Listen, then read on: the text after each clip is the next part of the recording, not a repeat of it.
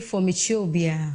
Mirrors monobea. Only there be university so me don't call you. Semi polytechnic baako pe e wo Ghana ha MPPC. Ebi ni hombo a. Semi polyclinic e ko hospital baako MPPC.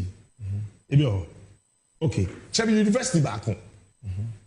MPPC. Ebi o. Debi. Unya bi. Debi. O sa. Ka se bi o. Ebi no. Debi. Point are generating kanye ya so wo ye fie. Yeah. Semi baako pe MPPC here. No. Ebi ni ho. O sa. Next time one secondary school. Oh my chance. No more dairy. See. That is why name can say me am a party MPP. Can election we need say contested. And say can ye pagana facho. They catch even political parties nan can Mahama Krabe contest and say munyai uja for nonko. Nonko we niyama na. Ojego as we speak there are over 89 health facilities I share wem ye ba kokra. Ni na ka wem yensi naka MPP yan kotena fi ni yan tue bo ase na yan strike balance ni kasa no university se organ ha na ye MPP NCB NDC for BTA nti yan plan for university polytechnic se organ ha na no NDC development of Ghana no sure the truth of the matter is that yan ka even airport they is yeah now what we akwahanya me na akwaya emosis akojina it's a whole vice president really kojo me da say I have for enye fideli free I have a surprise guest for you Rosemary Obey surprise guest ya nika yan kancho but we had yakrampono a surprise to us Rosemary ni ebedi nkomutiawa ansa na ya sign out ono na ye be pon ne but before Rosemary be ba no be kasa no me pese be ka bibi cho abato na memenda ye nyina ye to no memenda obi nto ne de after memenda and make sure say obeto aba because abato no kukurumuti ne kita na no power na woto aba no so a he wasitinem na to aba pa ubenya so mfa so ubenya setena pa umani nchiri maso benya so mfa so na Ghana afa ne ntuma pefra NDC fu amohwemia wo de also pe John Mahama obeto aba ma John Mahama ba wo koto skirt and blouse ama MPP nia ojina mrahye bedwa konya no ye besro se impenyisi bebi akoko ba atengina no ehwa na ne ba sugina enyina ye hu se na ntwie nam na okraman di nachi na ntwie nam a na ntwie ba ne di nachi eno nti se wo dojo Mahama dia ende NDC amanyoku di ogina mrahye bedwa konwa wo party didi mu a John Mahama aso ne nsa se ono ne doba no otu ama John Mahama zua to mo no so eza esanse se yewura Mahama beye mampanyi na we nya mrahye bedwa fo dodo wo mrahye bedwa mu a enyama pii wo esi na ni so a ontumi nye yetoso mienu so wankasa ni baby a wote se wanya mrahye bedwani a obetumi akọ omampanyi ni nche akọ prempuntu ni adwuma ba enya de a oso wo ho beto eno nti aba no okoto a ento no skirt and blouse to overall na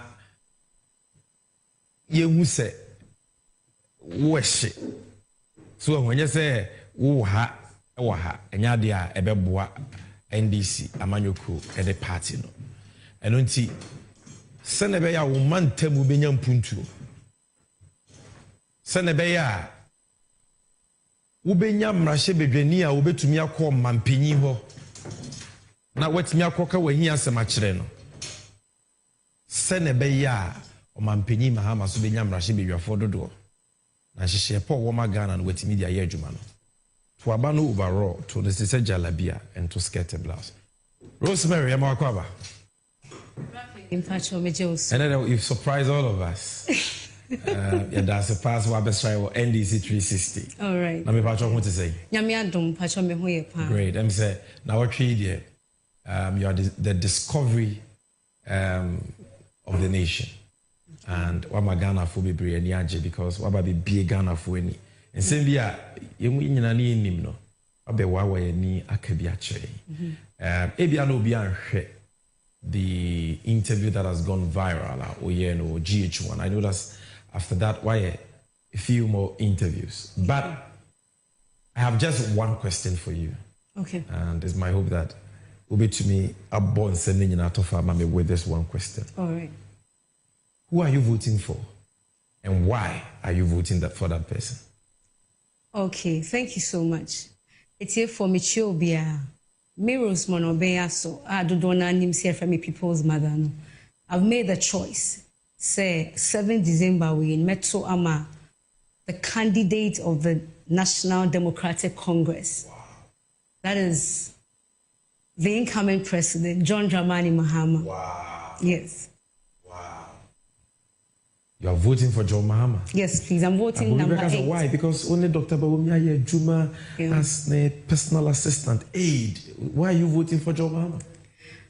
Well, we are saying the Drew baby, it has to do with your conscience. And I've always said this, Dr. Bawumia was not just my boss, but he was like a father to me. So I like him as a person, but as a leader, he's a very bad leader. So there's that distinction. I'm per se, MPP for me papa mu echita for ni buti ase say. Obetumi apo obi asem se wunua o papa. Now so no eba no nedwuma ya. Enam say nipa no underperforms in intino. The person becomes a wrong candidate for an office. Intino no na me per se me kan ho asem, and that is what I've been vocal about and I've been echoing. So it's not personal. It's not a personal attack. It has nothing to do with his persona, but it has everything to do with the leadership style. And also you're very essential. What about his leadership style? Well, painting also the Tuama Mahama, not Bawumia, who is like a father to you. Well, with the leadership style, no, say ni pane mamia kwena menine sign kakra, and I realized that there was a problem in terms of one essential quality personally I have and was looking out for, what is boldness and courage, firmness. But unfortunately, he lacks the that. man who says he has the bold solutions is not bold. Oh, I think it's just a slogan they just run around with, and it makes them feel good. But rarely, you cannot give bold solutions when you are not courageous, when you are not bold, when you are shaky, whenever there's an issue, when you need to confront an issue. It makes you, not fit to, propose a bold solution. And you're also prone to manipulation. People dictate to you. And that even becomes scary because then people are going to do your job for you. And it's very chaotic. And no, if this is really what it is, dear, and it's going to be a great challenge because especially for a country of over 32 million people, you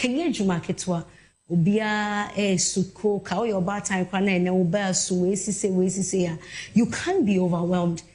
It's a bit krama kanesa no Kenya ni pebi na agima no esiboni anka maboa me papa no senka onfa na kode nto kakra na onhwe ene mebi toto ne mebi one who said but people are just taking it out of context thinking that I'm attacking him personally. It's far from that. It's far from that. It's about the leadership style. The leadership, and it's very crucial. It's everything. It's said that leadership is cause. Yes. Every other thing is effect. And I think so penino the yes, nyane yes. It means ye nani pana channel the onye use in the left, right, center. And it means Captain Smart take no. As Mr. Captain Smart so nim the oka so on payment penyo be toy. Aba nyoka ni the aba wo mo pa. Me I have it was glaring. I saw it. I saw that this is very problematic. He needs to, set up. He needs to set up. And I think we've not had too much talk about leadership style because leadership style here, well, best Sabians are the main ones. Someone being an autocratic leader. Dr. Bawumia is not an autocratic leader, But when there's a balance, which is a democrat, it helps because, okay, if I were dream bra, but I have a mind of my own. I mean, so many family because the honors lies on me. At the end of the day, I need to give a clear direction. And but the laissez-faire type, which unfortunately he falls under. And another day, my instruction class, you get the point. Obinso take initiative to do anything because there's no clear direction. And that is what we are talking about. And we are going to have this conversation because baby on my name, it looks like we bargain for an economic lecturer than ahead of the EMT. That is exactly what I'm talking about. Wow, Rosemary, not because I was over to Ghana, but for Kukudra. Okay. Visa Kukudra, because the kind of people we are dealing with, if you are not inspired by a force beyond what we see, you will not be able to take them on at that level. Nasa Kukudrona Wenyano, Kitanisa. That is what they fear. When you're dealing with these guys and you show any signs of weakness, they will ride over you. But meaning nipa bebre never fell a jojo a didi watem. It's a lot. It's overwhelming. Yeah. But stand your ground because the way I'm seeing you for the first time. Sure. Meaning the first time I was a GH1. And you be na ama usika na didi. Na the work can so. Sure. Na the work can so.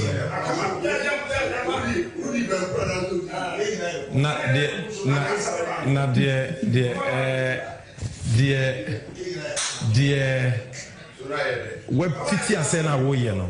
Okay. Minim say ebe boa dipa bebre amoma make the right choice. And I would like to have the opportunity to just clarify something. Yeah. Say obi betna baby akase obi ama misika na say that is just flawed. The reason why I'm saying this is that on any day my former boss, and who is still the father, has all the resources at his disposal as the vice president of the country. A dear partner me here, me papa to me family. A dear partner me here, I can't talk to him. Say, I need this. What kind of settlement can he not, give to me? So a baby cry me pekra. I would have just kept quiet, I hope I come anymore. So why am I speaking? Exactly. So it's just false. Maybe one from memoir. It's so sad, and people are just trying to go to the gutters. I'm not going to go to the gutters with them. And we need to hold our leaders accountable. Exactly. But maintain your composure. All right. The why you don't know the impact. Nipa bibrewa wa bi on any. Okay. Na akukudru no nyamedia ma wona wo dey no fire sa. All right. And let it be for the principle, the conviction. And meaning say onyame be hye ni ho ani munyam. Yebedi nkomo. And I know say you have the support and the prayers of Ghana for Bebre. Sure.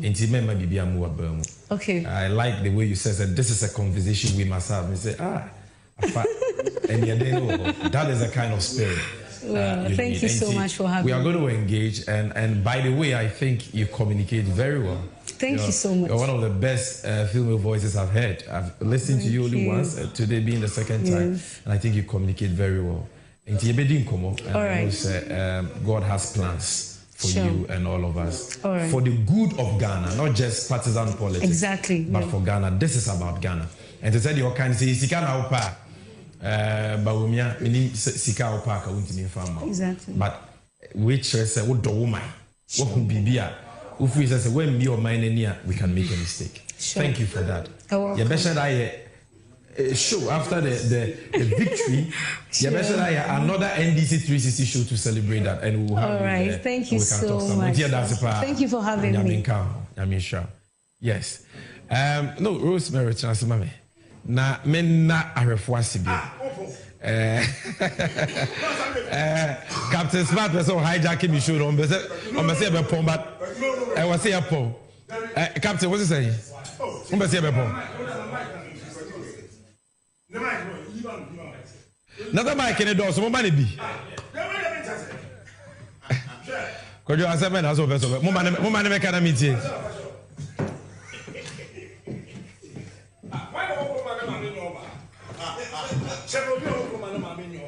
Could you 1 minute?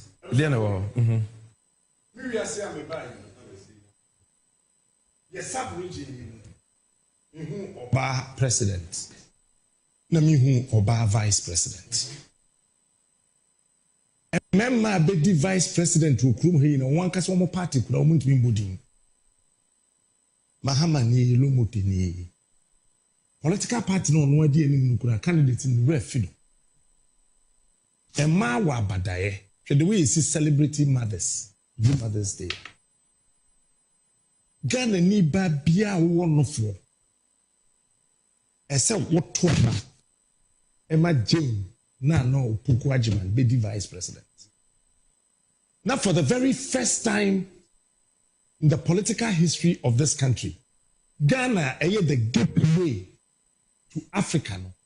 Yembie fa kwan into one chere Nigeria, Ivory Coast, Togo, Burkina Faso, Egypt, Zimbabwe, South Africa. Obia say, yamo ba oye professor. Abeyo mampedi. Ni wonyam hye mo. Na Mahama nhyɛ dan tu kwan. Ye man in deep. Wo de on hyɛ dan ko leave. Oh, me swear. Yan swear Jane, in na hu sɛ Ghana nso. Ye nya oba. America kura ntimi anyɛ. Be Ghana ye. Ye ya mo ba abedi vice president. Enti Ghana for my munti. Me maame agi ye MPP ni. Na so be ye mere. Se la maame aso ode. Na so be ye mere. Ene say Emma bank nti Ghana na ye shemanu nyamba ko pe we Emma di minister enye wanwa biom oba di MP enye wanwa biom oba di assemblyman enye wanwa oba di DC enye wanwa sese ya lele okaselo oh ama oba Namibia president. Namibia akoyi oba president. Nti yenso yenche oba vice president. Good. And they are one of them, they are with a one is a Ghana does. So, but share a man to the beer. See, once President Mahama making this bold commitment to empowering a man at that level, if we say every a man what Ghana Haina no Mabos. Sure. Sammy, now, if not for anything, Yenya Oba vice president. Na ye maame no ye papa no ma wo mu academia no lecturers no ne ade no hunu say oba odi kan o ye vice chancellor sa oba no wafro abaye vice president abaye vice president very important contribution now media ne Samejemfi me NDC amanyoku acha me hene I brought you this grand finale edition of NDC 360. Me pacho baby our voters ID card de be ahwehwe. Na making a point to vote on Saturday. But our card ayera nka say no ntu nkoto aba. Me abegina me hu me voters ID card. But about to omra ne say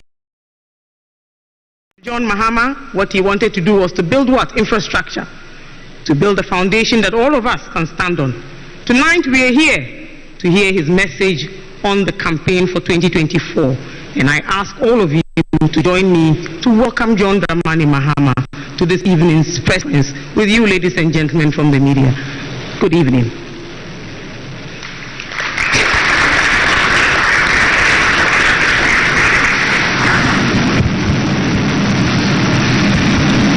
Thank you very much, distinguished colleagues. I'm happy to be with you, and I know what the importance of encounters like this are. You are the vehicle that we have to use to send our message out to the people. So I'm very happy that you responded to our call at relatively short notice. But let me thank you, Joyce Bawa Muktari, my spokesperson, who also happens to be a relative for your kind introduction. And I say good evening to you, all my colleagues in the field of media and communications, and to you, the millions watching and listening from across our country and the world at large. We are at a crucial moment in our nation's history with 153 days to the next presidential and parliamentary elections. 2 years ago in 2022, right here in this same auditorium, in my prophetic address to the nation, I submitted to the government and to all Ghanaians that Ghana was at a crossroads.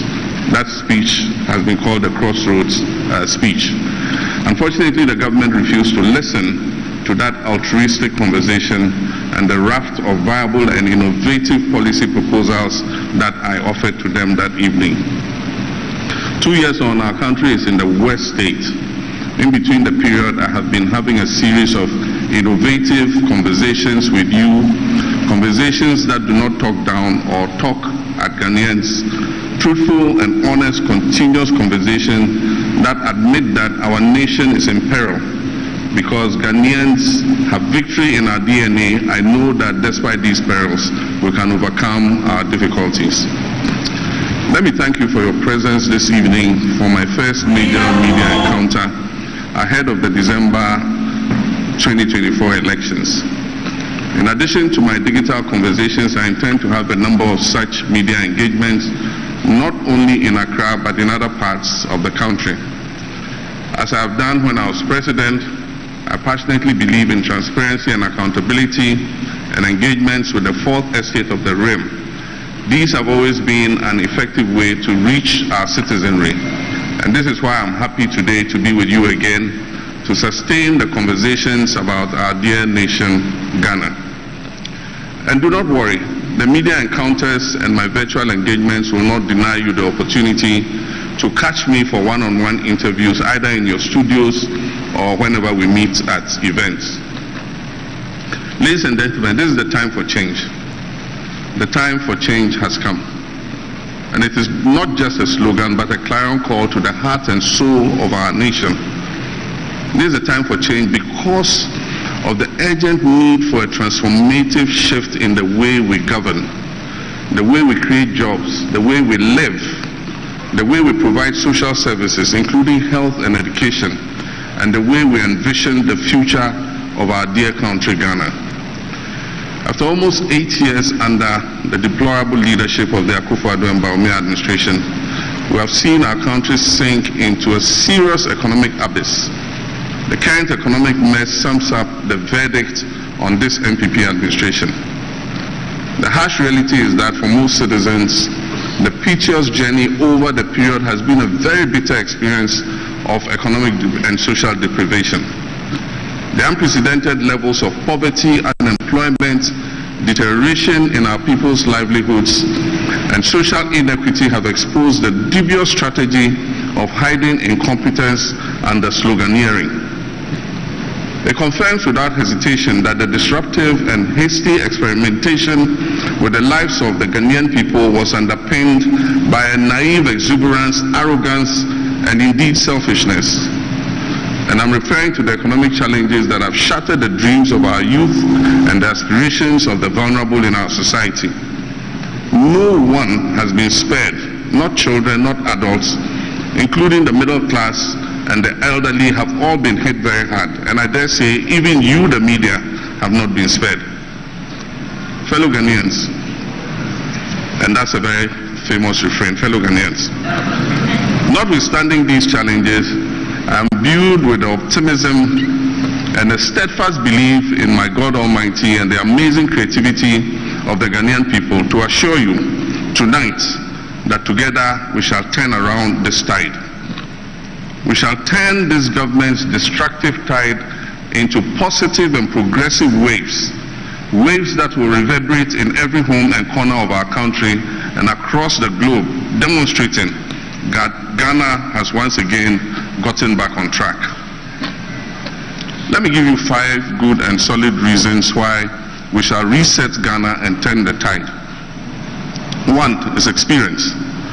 Unlike any other candidate, I have navigated Ghana through tough economic waters before.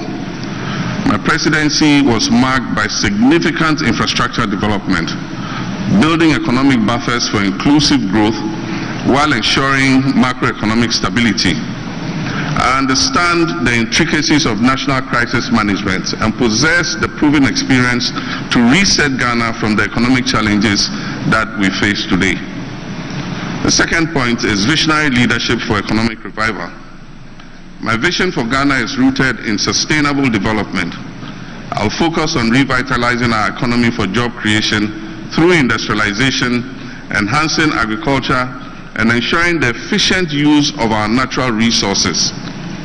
My administration will introduce cross-cutting innovative policies that are inclusive, growth-oriented, and capable of restoring hope back to our youth.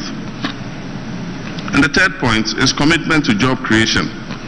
Recognizing that our youth are the backbone of this nation, my government will prioritize and create decent, well-paying, and sustainable jobs by fostering a conducive environment for entrepreneurship and innovation. The government and the private sector will not only tackle unemployment but also inspire a generation of change makers and problem solvers. And the fourth point is championing social justice and equality. I wholeheartedly believe in a Ghana where every citizen, regardless of their background or gender, has equal opportunities to thrive. Under my leadership, social interventions and educational reforms will be strengthened. The vulnerable in our society will be protected and given the opportunity to change their circumstances. And let me add that gender equality will be a cardinal feature of the Mahama Jenano Pokuajima Flagstaff House. We'll lead an administration that promotes gender inclusivity in every government policy. And that is why we propose to establish a National Women's Bank to empower women to close the gender gap financially. 1 million women will benefit from the Women's Bank to finance their small and medium-scale businesses. And the fifth point is a call to national unity. Ghana's strength lies in its diversity. The polarization and partisan politics that have characterized the current administration's tenure should have no place in Ghana. As President, I'll foster a spirit of national cohesion, encouraging all Ghanaians to contribute towards nation building regardless of their political, religious, or ethnic affiliation. To the youth of Ghana, I say, I understand your frustration and your disillusionment. Many of you are feeling very frustrated. I can relate to the recent cynicism and massive mistrust you have in our body politics because the current government has been undeserving of your trust. The challenges of today might seem insurmountable, but I urge you to look beyond the present and dream with me of a reset Ghana, the Ghana we all want, where your talents and hard work will determine your success. I promise a Ghana where you are not sidelined, but at the forefront of change, where you can live happy lives and still achieve your optimum potential. This is not just a promise, it's a commitment. I will reset the economy and Ghana will be open for business for 24 hours a day.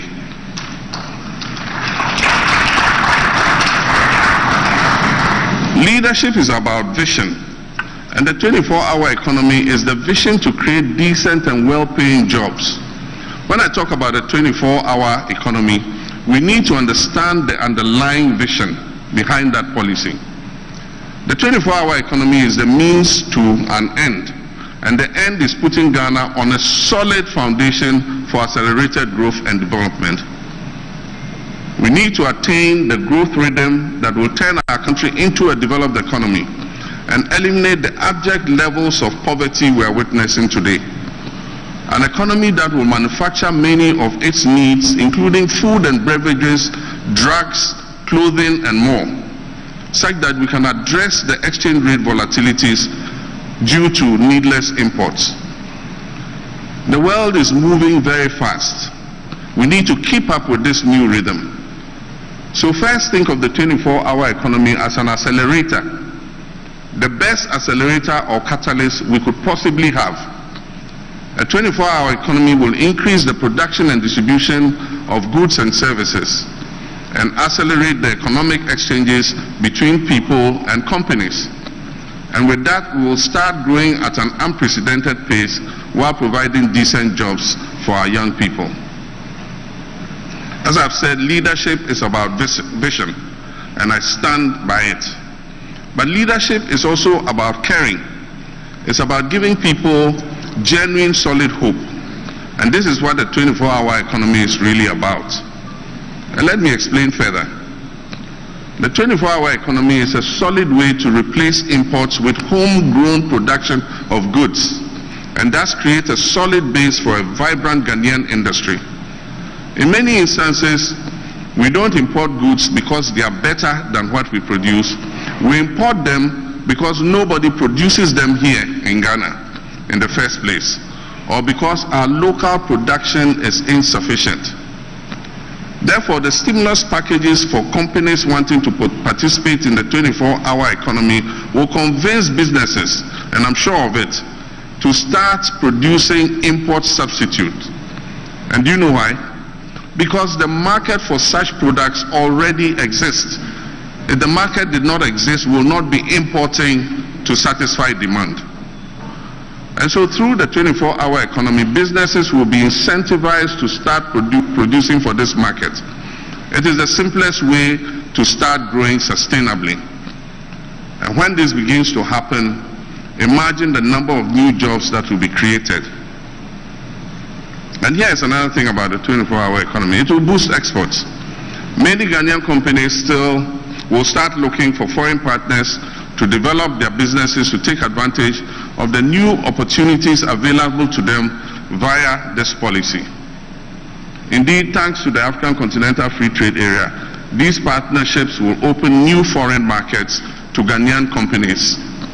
And goods produced in Ghana will then be exported to other parts of our continent, to Asia, to Europe, or North America, using the connections of these foreign partners that we have had. And as I've said before, I will personally chair an accelerated exports development program that will identify and promote exports in the manufacturing, agricultural products, textiles, food and beverages, pharmaceuticals, and the extractive sectors. It is important to understand that the 24-hour economy will generate a network of foreign markets for Ghanaian entrepreneurs and will transform Ghana into an export-led economy. So I say that the 24-hour economy is also about national pride. It is about creating jobs through enhanced productivity, connecting Ghana with the wider world, and making companies proud of what they can accomplish here. Once the policy is set in motion, the rhythm of growth will start to accelerate exponentially, and Ghana will be open for business again. This initiative will anchor my determination to change the structure of the Ghanaian economy through the active support of private sector-led growth. And so be assured that the 24-hour economic policy initiative is a well-thought-through, data-driven, evidence-based, and comprehensive policy to expand critical and strategic segments of our economy sustainably, and it will liberate Ghana from the shackles of unemployment and economic dependence. And so, governance and fighting corruption for development. I am committed to drastically reducing the size of government, and rightly so. This government has sufficiently proven to Ghanaians that with over 120 ministers and deputy ministers, all they could offer was to run our economy aground. I will run a lean, highly effective and efficient government of no more than 60 ministers and deputy ministers. And this is solid proof of my genuine commitment to curbing government expenditure. This leaner government will be the cleanest government Ghana has ever experienced. It will serve Ghanaians far better and set higher standards for future governments. What we have now can obviously never and should never be a yardstick for governance. My goal is to launch a renewed fight against corruption. I'll keep my appointees in check, and Ghanaians can be assured that drastic steps will be taken to punish the corrupt officials and their accomplices in this present administration. No actor in this NPP corruption enterprise will be spared. We'll also take action to repossess what has been unlawfully stolen from the Ghanaian people. As we all know, government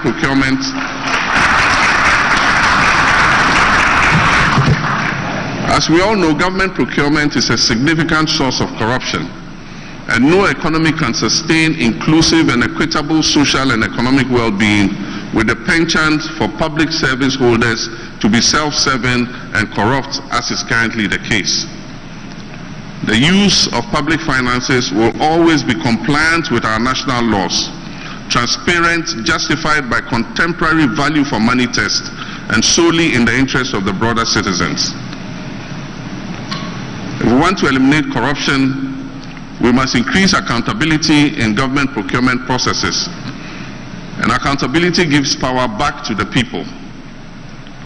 God willing, as the incoming president and leader, I assure the people of Ghana that the NDC is fully committed to accountability. And this is why one of our key policies will be to set up an independent value for money office to scrutinize all government procurements above $5 million threshold, or as shall be recommended by Parliament. Transparency and accountability are the keys to fighting corruption, and we'll fight corruption by creating an office that will dynamically scrutinize all government procurements, coupled with a lean government of no more than 60 ministers and deputies. And I guarantee you that we will come out victorious in this fight against corruption. Developing the agriculture and agribusiness sector with specialized zones in all regions with support from the farmer service centers and Exim Bank. Ladies and gentlemen, some people say agriculture belongs to poor people, but I say agriculture can generate significant wealth and employment. We live in a world crippled by the ever-increasing effects of climate change, and in this uncertain and sometimes volatile world, food security becomes a strategic issue. To put it simply, we cannot even begin to think about transforming Ghana if we don't put the right focus on agriculture. We cannot be successful in anything we do if we do not first put food on the table at an affordable cost for our people. Agriculture is the cornerstone of growth. Ignoring it is like trying to build a house without a foundation. The slightest storm will bring that house down. Without reliable access to affordable and nutritious food in sufficient quantity, growth and development are impossible. So I don't look at agriculture as an occupation for the poor. I look at it as the very basis of our future. The simplest way to achieve food security is to produce food locally. If you produce food locally, you are not dependent on imports. And so you can still feed the people even if international distribution chains are broken. We won't have to go to other countries begging for grain if we get things right. This is the food security strategy I'm fighting for, and this is why I'm looking at farmers, fishermen, and other protein producers as strategic partners in building the Ghana we want, a modern, vibrant, thriving Ghana. Others may look down on agriculture, but I don't, because I'm a farmer myself. I see farmers as my close brothers and sisters because of their strategic importance in helping Ghana become a true black star, not only of Africa but of the world. Farmers and fishers inspire me, and I hope that I will inspire them too. And let me just share 3 examples of the policies we will implement as soon as we form the next government. I've said already that we shall establish special agro-industrial zones in the 16 regions of our country to add value to local crops they have a comparative advantage to produce, and thereby boost exports and reduce raw material imports. Secondly, we shall create opportunities for farmers to improve food security and bolster economic growth through the establishment of farmer service centers across the country. This will be enhanced by well-established farmers' cooperatives, advanced farming techniques, modern digital tools, and the promotion of agribusiness. And the third, we will launch a program similar to the Operation Feed Yourself and Industries program of the early 1970s to make Ghana self-sufficient in basic staples and curb unnecessary imports of things that we have a comparative advantage to produce. All three policies exemplify to the highest degree my vision of agriculture as the cornerstone of our future growth. True leadership, like I said, is about vision and about empowering the people to live that vision. Now I turn to digital youth. Let's face it, the digital revolution is here to stay. It has already transformed our lives in ways that were simply unpredictable only a few decades ago, and it will continue to do so. Around the world and here in Ghana, we now have digitized factories and even digital agriculture. This is the fourth industrial revolution.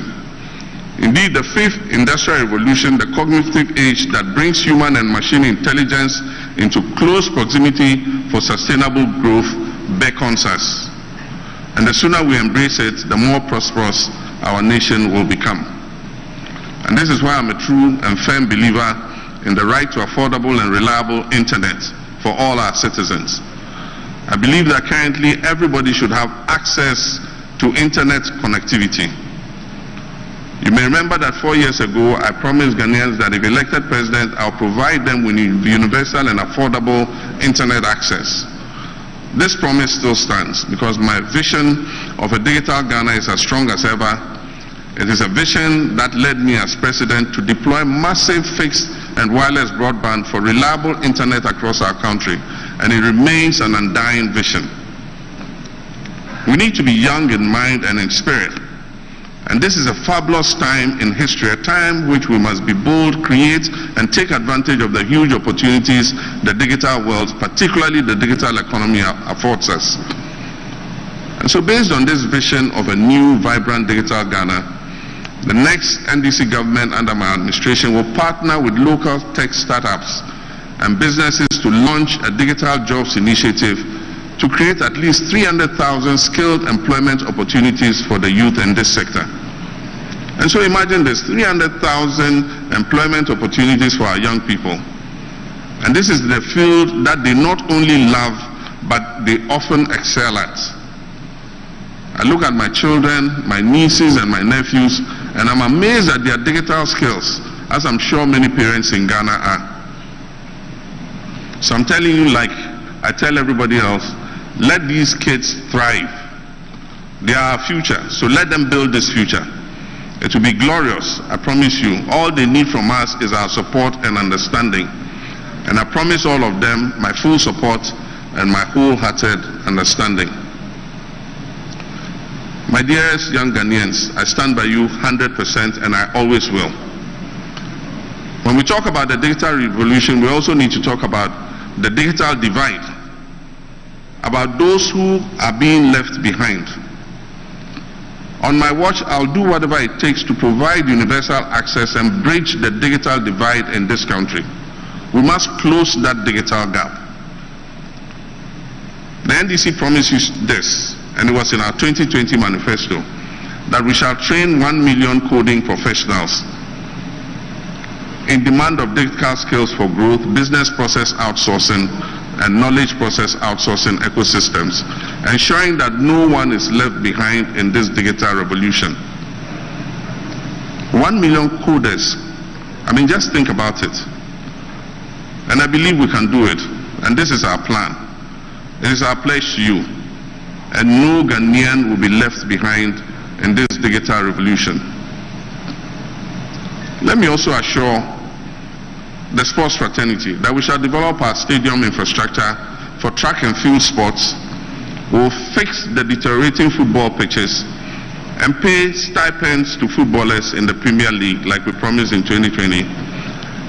What we call the lesser known sports shall also receive equitable attention like we give soccer.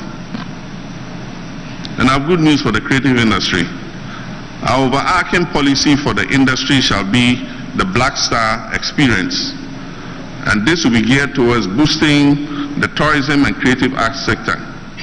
It will include the Pan-African Month, the Ghana Film Festival and Awards Month, the Ghanaian Heritage and History Month, the Fashion and Food Month, and the Diasporan Month. Additionally, we'll rehabilitate all our regional centers of national culture and make them available to the creative industry. We'll also support aging artists many of whom currently live in poverty. My colleagues, ladies and gentlemen, together we shall overcome. Together we shall reset the narrative and restore Ghana to its rightful place among the Community of Nations. The time for change has come. The time to change this non-performing, corrupt government is now. Let us seize this moment to build the Ghana we want together for a brighter future for our children and for generations yet to come. May God bless our homeland, Ghana. And I'd like to stop here and invite you to ask your questions so that we can continue the conversation about the many other issues I have left out for now. I thank you very much for your kind attention. And thank you, Your Excellency, for that insightful speech. And thank you for doing this at a time when duty bearers are refusing to engage the media like this and to open themselves up for questioning. You have not only decided to engage the media, the fourth estate of the realm, but to open yourself up for questions on various issues of national interest. We salute your commitment to transparency and accountability. Ladies and gentlemen, another round of applause for His Excellency. Now, friends from the media, it is time for questions and answers. And I'm going to be moderating this segment. I know you all came here prepared with your questions. But for the sake of the efficient management of time, we need to agree to some ground rules. Only media men are allowed to ask questions. Every media man in this room or woman in this room has the right to ask only one question. We will take questions in sets of 5 questions. Kindly keep your questions and the foundations foreseen, crisp, and straight to the point. I know you shall cooperate with us. And so, if you have a question for His Excellency, can I see you by hand? Okay, I can see. Well, before I start calling you out, forgive me, let's give honor to whom honor is due. I know we have the GJ here, represented by the executives and led by their president. So, Mr. President, I'll give you the first bite. And then, so you can be at your position. A microphone will be brought to you there, and then you ask your question from. But because he's the GJ president, we'll give him the opportunity to ask 2 questions.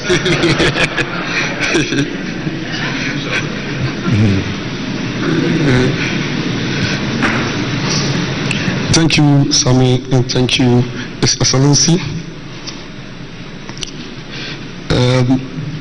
I can't ask questions without commenting on this wonderful event. His Excellency, the former President, John Dramani Mahama, on behalf of the National Executive of the Ghana Journalists Association, on behalf of the Inky fraternity, we want to thank you for this wonderful opportunity to deliberate on matters of national interest. I also extend same warm greetings to every one of us here. This media encounter with the flag bearer of the National Democratic Congress, His Excellency former President John Dramani Mahama, is crucial because it further deepens our democracy, and more importantly, it gives the media the opportunity to scrutinize the vision and programs of someone seeking to occupy the highest office in the land once again.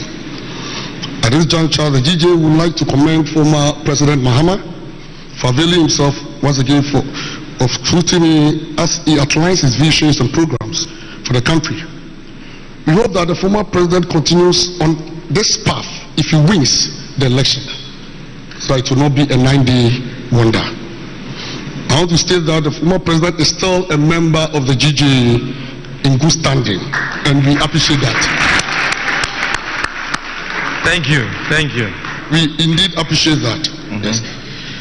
The GJA has the core mandate to ensure that journalists and media houses get the freedom to operate by holding government and society accountable. We are also duty-bound to ensure the welfare of hard-working journalists. Therefore, I'll focus my brief questions on press freedom and the welfare of journalists. Press freedom. Your Excellency, the safety of journalists is one of the most critical issues that the GJA wants you to address if you win the upcoming election. In recent times, attacks on journalists and media houses have been on the rise, with some media personnel sustaining severe injuries. The situation was getting out of hand until we started blacklisting some high-profile personalities. One unfortunate aspect of this situation is the lack of political actors condemning attacks on journalists. The GJA believes that if influential individuals, including presidential candidates like your humble self, condemn such attacks, the issue will diminish. These attacks contributed to our poor performance on the World Press Freedom Index. This is something we need to work on.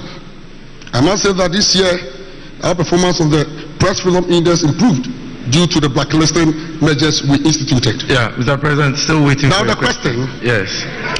We want to ask, Mr. President, to enhance press freedom in this country, we are demanding amendment of certain provisions of the Electronic Communications Act and the Criminal Code, specifically Section 208 of the Criminal and Other Offences Act of 1960. This arbitrary application of the laws only instills fear in the media and the public. We want to ask, should Mr. Mahama assent to the presidency, what steps will he take to amend these objectionable laws? I want to state that even though these laws were not meant for journalists, we've ended up being the target, and many of our colleagues have suffered under them. This is certainly a step backward, especially after the repeal of the Criminal Libel Act 20 years ago. Now, Mr. President or former President, it is widely known Mr. Former President, that the salaries of journalists, particularly those in the state-owned media, are significantly low. It is sad to know that this issue of poor salaries for journalists has contributed to a low ranking on the Press Freedom Index. If the NDC flag bearer becomes president, what will his government do about the low salaries of journalists working in especially? Thank you very much, Mr. President, for these brilliant questions. Yes, I will take the next question from, I see Simon of Accra Times. Yes, can you bring the microphone here? Yes. Oh, thank you. Is it on? Hello. Thank you very much. My name is Simon Agena, the editor of the Accra Times and the Dean of the Parliamentary Press Corps. Thank you for this opportunity. Your Excellency, as you are aware that the depreciation of the cedi is affecting businesses in this country. Please, I would like to know from you, how are you going to stabilize the exchange rate? Thank you very much. Thank you very much. Next question. I will go here. Komala Kluche. Middle lane, Komala Kluche. Please kindly speak into the mic. Komala Kluche is my name. I work at Media General. There's excruciating hardship in the country. We have seen you lament on same. How do you intend solving this? But whilst at this, can you believe in Ghana? We are building a house to house the vice president, and it's supposed to cost $13.9 million US. This is located at the Switchback Road. Your government at the time said it cost $5.9 million US. The VIP currently, Dr. Baumia said they would have to do some renegotiation with the contractor. What do you intend to do about the weed-infested house supposed to house your VIP, so to speak?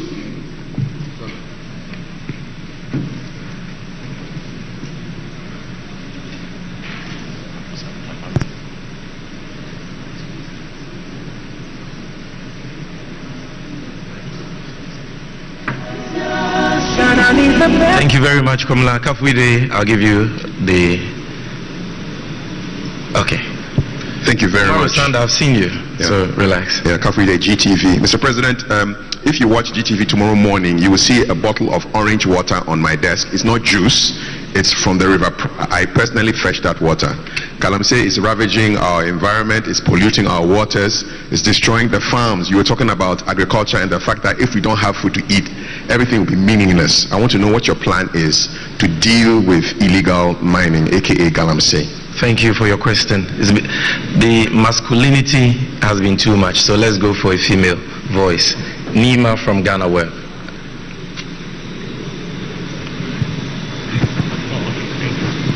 Thank you so much for the opportunity. Your Excellency, please, I would like to find out from you what's your position on free SHS. Given that, and also what is your thoughts on the proposal to pass the free SHS bill, given that the majority has hinted the bill will be coming to Parliament? Thank you very much, Nima. So this brings us to the end of the first set. The free SHS bill. Free SHS bill. So this brings us to the end of the first set of 5. His Excellency will deal with these 5 and then we'll come back again. We're doing this till 10 p.m. So relax, you get the opportunity to ask your question. Your Excellency, we are ready for you.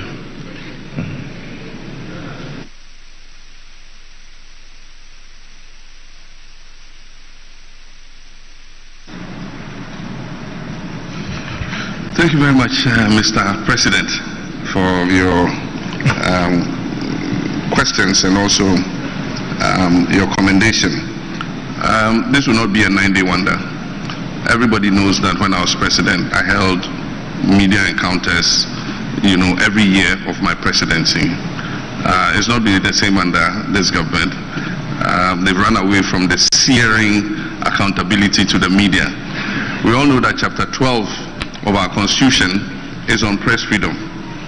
And it has been one of the most progressive constitutions that any African country can have, because it gives wide-ranging freedoms to the media to be able to do its work, and principally to carry out their role as the watchdogs of the people, not as the guard dogs of government.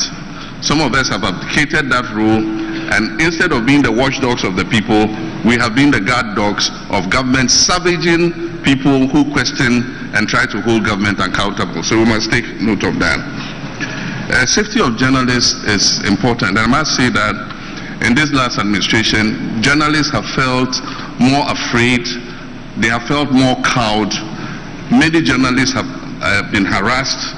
They have been forced to flee the country. I remember a journalist had to run to South Africa and stay there for some time to let things cool off before he returned. Another journalist in the Upper East region who questioned some issues to do with illegal mining also had to run away from the region for fear that he was going to be assaulted or harmed. I remember Ahmed Swali and his murder, assassination, which up till today, government does not seem to have the political will to let the investigations go forward and bring the people who did this to justice.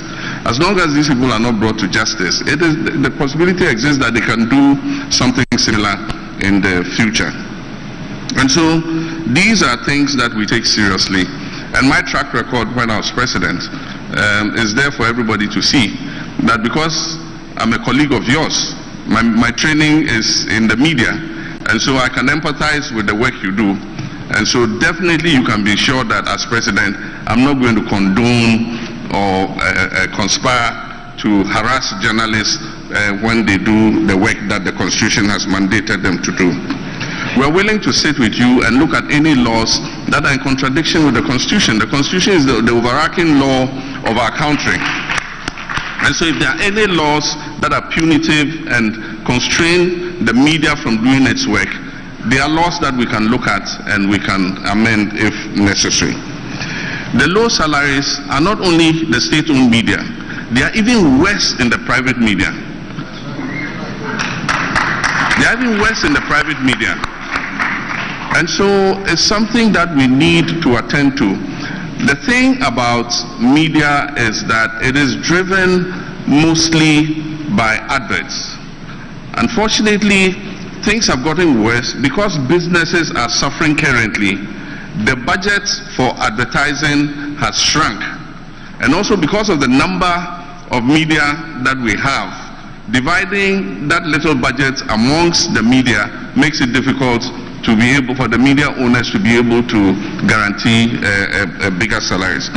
And so even in turning our economic fortunes around and bringing the private sector back onto the path of growth and growing our economy will create a bigger pot for us to be able to give more advertising to media houses so that they can improve the salaries of media people. But in the meantime, if you remember, we set up a media development fund.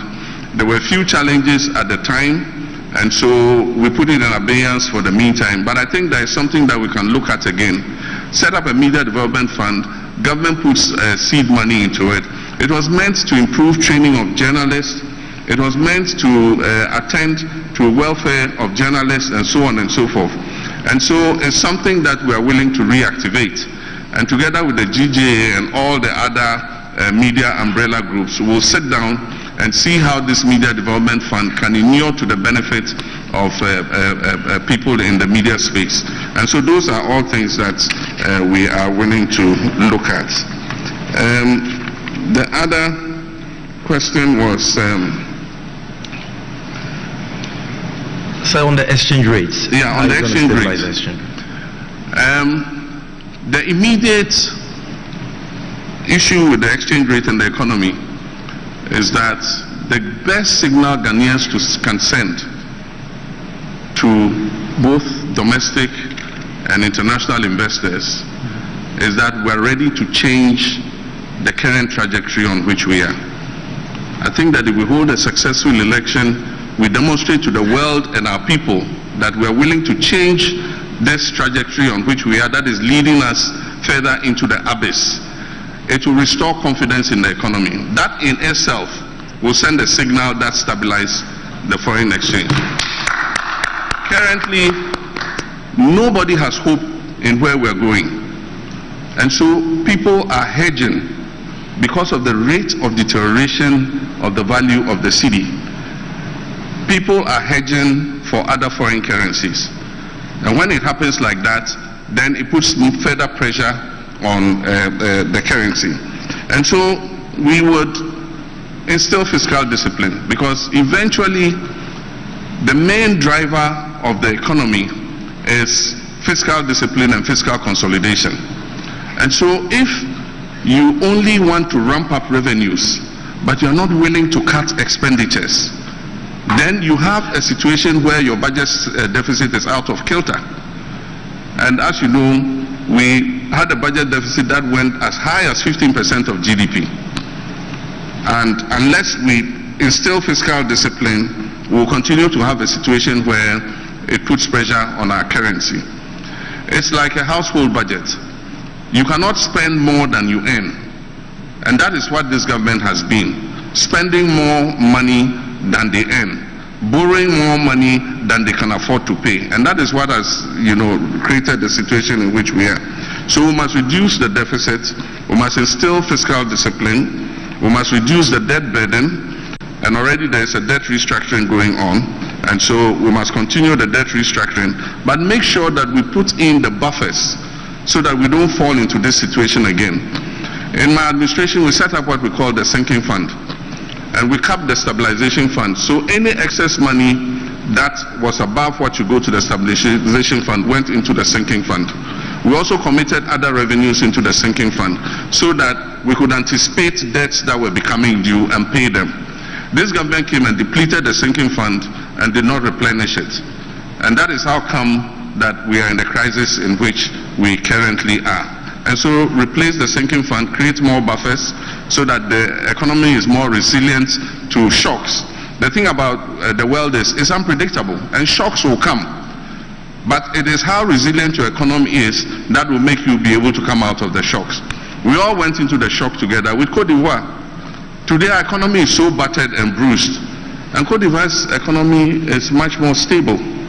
And I just saw a video of the president waxing lyrical about Cote d'Ivoire in 2016. Today I don't think he wants to hear that comparison, because inflation is lower in Cote d'Ivoire, far lower, single digit. And our inflation is at 25%. It went as high as 54%. And so discipline is important. But apart from that, part of the reason we're suffering is the collapse of the cocoa sector.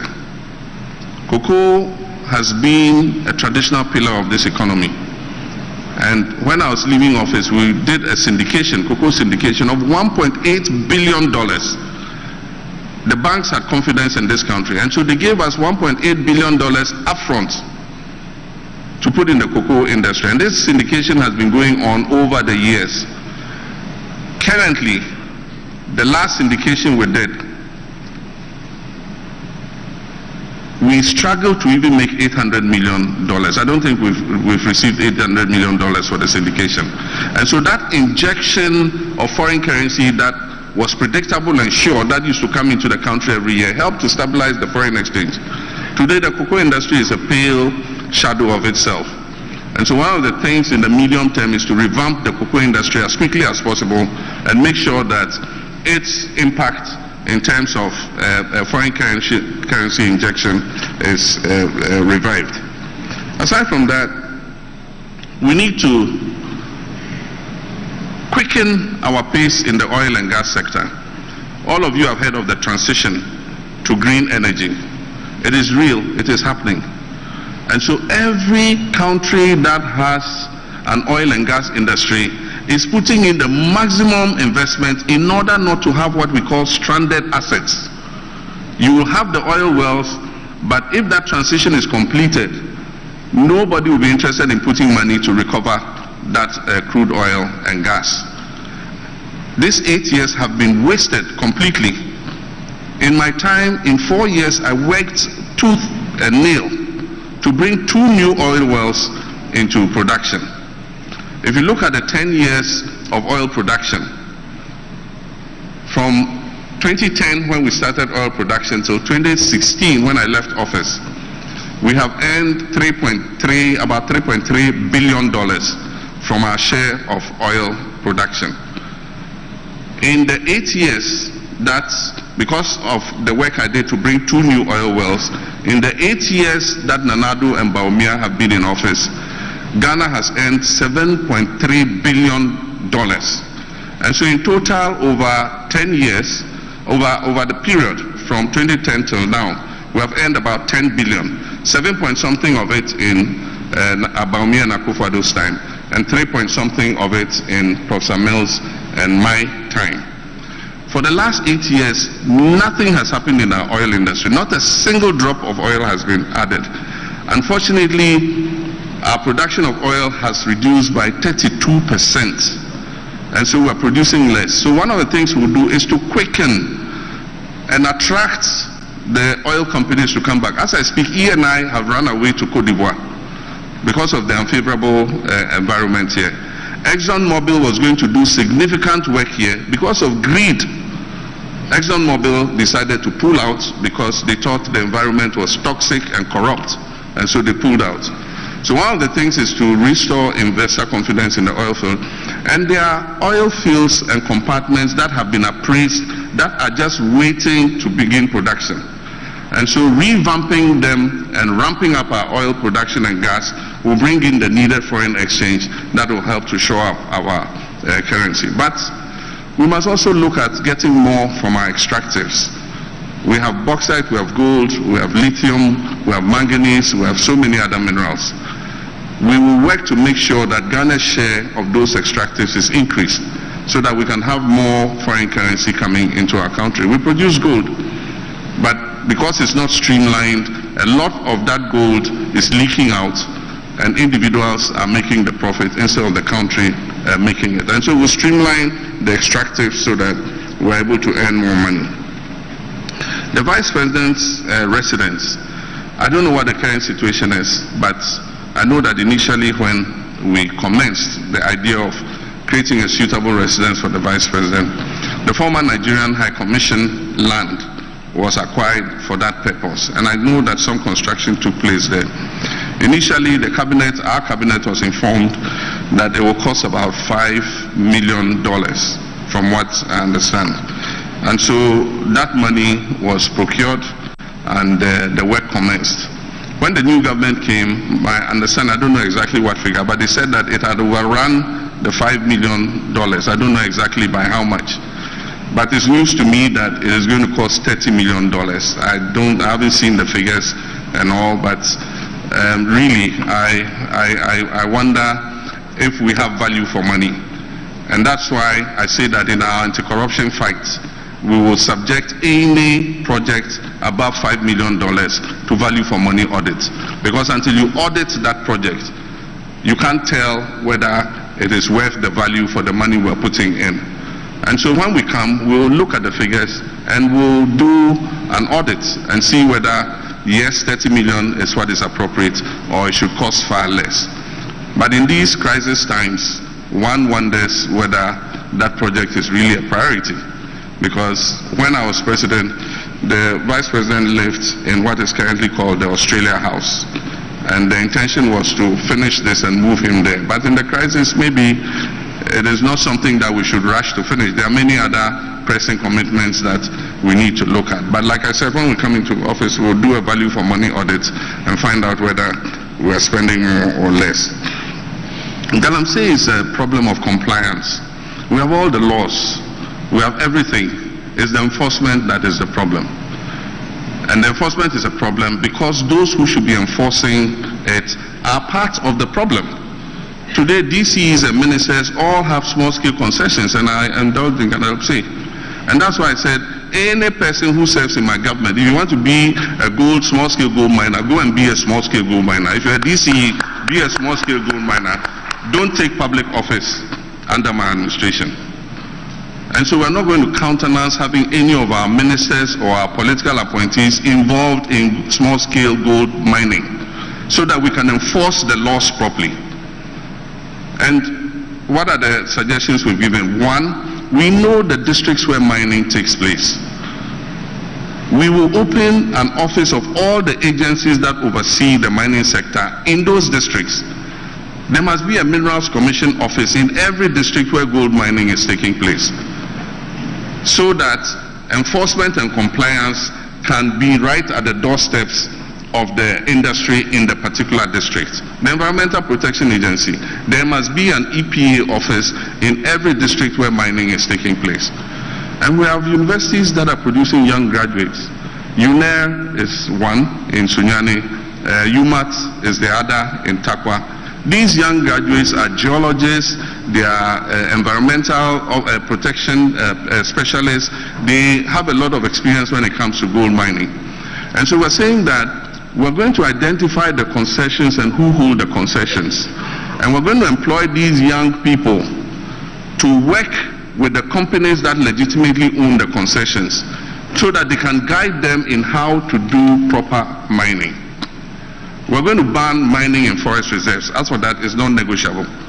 The law that was amended to allow people to go into forest reserves, the law that was amended to let people enter forest reserves to do mining will be re-amended to stop it. Because the figures I'm getting are frightening. And that is why the climate change is real, because our dry seasons are getting harsher. We used to have 365 days rainfall in the western region. Today it is not so, because all the forest reserves have been invaded by mining companies. And it's insightful that in the past somebody who was supposed to go into forest reserves, I think that those trees, some of them 700 years old, some of them older than Ghana, older than our ancestors are more important than the gold that lie underneath them. And the point is, if we cut all the trees, we will be leaving a barren land to our children and grandchildren. We don't want the forest zone to become the savanna zone. We must protect those trees and rebuild those forest reserves. So we would stop the mining in forest reserves. The question about free SHS. Yeah, free SHS bill. I support any bill that will improve our education. One, to make it sustainable. Two, to afford quality education for our children. And so any bill that would achieve this is something that I'll support. I haven't seen the bill, and I don't think that it has been subjected yet to stakeholder consultation. But we would want to see the bill, and I'm sure that when Cabinet has approved it, it will be laid in Parliament. And when it's laid in Parliament, as a parliamentarian, the normal action is to refer it to the committee responsible. And I'm hoping that when that bill is referred to the committee responsible, it will do the proper stakeholder consultation so that we all can be on board. Because if you're making fundamental changes to our educational system, I think that parents, teachers, and everybody who has a stake in education must be involved. I don't know, we are just hearing rumors, and as long as we haven't seen the bill, you cannot say if they are authentic or not, but I think some of the things I've heard is to fuse the JHS and the SHS together. That is a very fundamental move. And so if you're going to do that, what will the impact be? What do teachers say? What do parents say? What do students say? What do all the stakeholders in the industry say?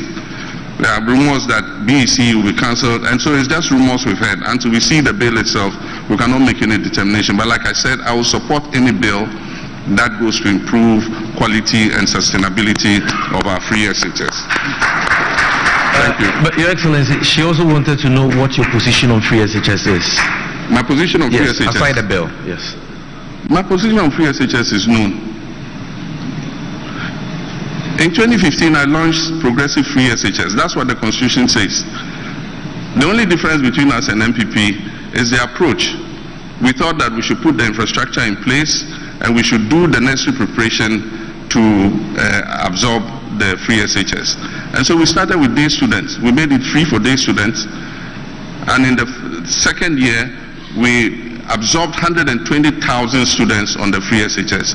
Nanado himself lauded me. It's there in the media. Just, if I had my phone here, I would Google it. They say Nanado lauds Mahama's free SHS. It's there. UNESCO, congratulated us for launching the free SHS. How can a person who launched free SHS be against free SHS? And so it's a political gimmick that is played by our opponents. Free SHS has come to stay. And nobody can roll it back. All we're saying is, let's improve the implementation. Let's take away the bottlenecks. Let's work to abolish the fast track. Let's be able to feed the children better by decentralizing the school feeding, the free SHS school feeding program. So those are all the kinds of initiatives we're thinking about. But we can only take that decision if we come together as stakeholders and discuss freely the challenges that it faces. Today, there is not the environment for a free discussion of free SHS. Ask any teacher or headmaster. If they make comments adverse to the conditions and implementation of free SHS, they are either sacked or they are transferred to Siberia. And so we must change that. We must free them to be able to come up and talk about it and discuss free SHS and how we can improve it. My commitment is to improve it. And so that political gimmick, if he comes, he will cancel free SHS. And I've seen some Osofutu going around and repeating the same thing. I don't know if he's, I don't know who he is, but he's also gone around repeating that same tired, hackneyed, political propaganda. I am committed to free SHS. I was the one who launched free SHS in this country, and free SHS has come to stay. Thank you very much, Your Excellency. Ladies and gentlemen, we'll be going for the second round. Aniampufu, My good brother Shadoff is also here. So kindly bring the microphone here. I see Miss Ami here. I see Kwame Menka. Then I will take 2 here. So that will be 6. So let's start with Annie Ampofo of Metro TV. Kwame. You're seated at the wrong place. Okay. Thank you. Good evening. Thank you, Mr. President. So my first, I'm limited to 1. All right. Annie, can you increase your vote? Okay, 24-hour economy. So if you check the global countries that are practicing 24-hour economy, it includes USA, Canada, France, UK, Singapore, and the rest, Germany. All those countries are in the Western developed world. I'm just wondering, I checked the statistics with the France implementation, and I think one of their cardinal challenges has to do with labor. So they are largely relying on imported skilled labor now, and it's a great challenge in that country. And I'm wondering how it came to you that Ghana, being an African country, can practice a 24-hour economy compared to these developed countries, and how are we going to be able to implement it to meet the standard of implementation by developed countries where we are actually not yet? Thank you, very much. I see that Pakwesi, I'll come to you. All of you, I'll come to you. But I see the gentleman by your hand. It's only fair that I allow that gentleman to ask this question. So let's take him. I'll come to you. Don't worry. Thank you, Your Excellency. My name is Felix Nyaba. I work with Express News. Your Excellency, your critics, especially your political opponents, says that you and the NDC cannot boast of any social intervention policies. Will you mind share with us what have you done on this social intervention policies in this country? Thank you. Shandoff, bring the microphone to the front. The man in that colorful bow tie. Yes. Good evening, Mr. President. My name is Pakwesi Shandoff. I work with Wesleyan Television.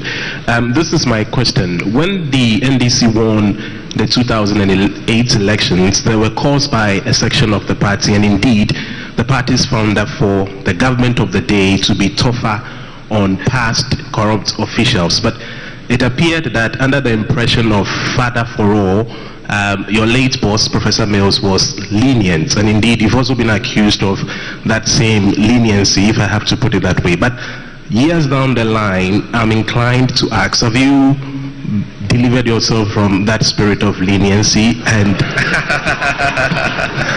and if you have, what are the first 3 allegations of corruption that you would probe if elected? I mean, on my paper, there's a plethora of them, but in your books, what are the first 3 that you would probe? Thank you very much. Let's go to the middle lane.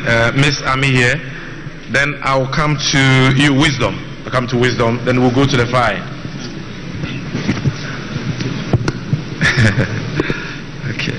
Good evening, Mr. President. I am Sewami, and I work with the EIB network.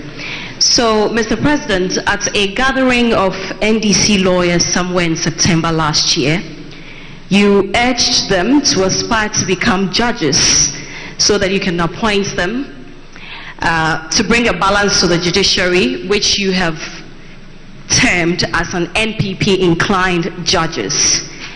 I want to know if you still stand by this position, and if by this you mean that if you become president, you will appoint NDC sympathetic judges or promote them to become judges even at the Supreme Court. Thank you. Thank you very much. Wisdom, middle lane. I'll come to the last lane. Okay. My name is Wisdom Hedejome. I work with the XYZ Broadcasting Limited. Mr. President, clearly you have just one term, and that will make you unaccountable. I remember very well in your interview with the Voice of America, indicated that one term, which is 4 years, was not enough for any president to make any meaningful impact. So does the position still remain, or can you tell us that would that 4 years be enough for you to fix the economic mess you've been complaining about?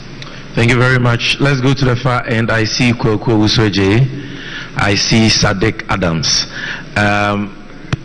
I'll come to you. So, Koko Usuji, stand on your feet so that they can see you. I see Sadiq Adams also there. I'll call you. I've seen all of you, so don't worry.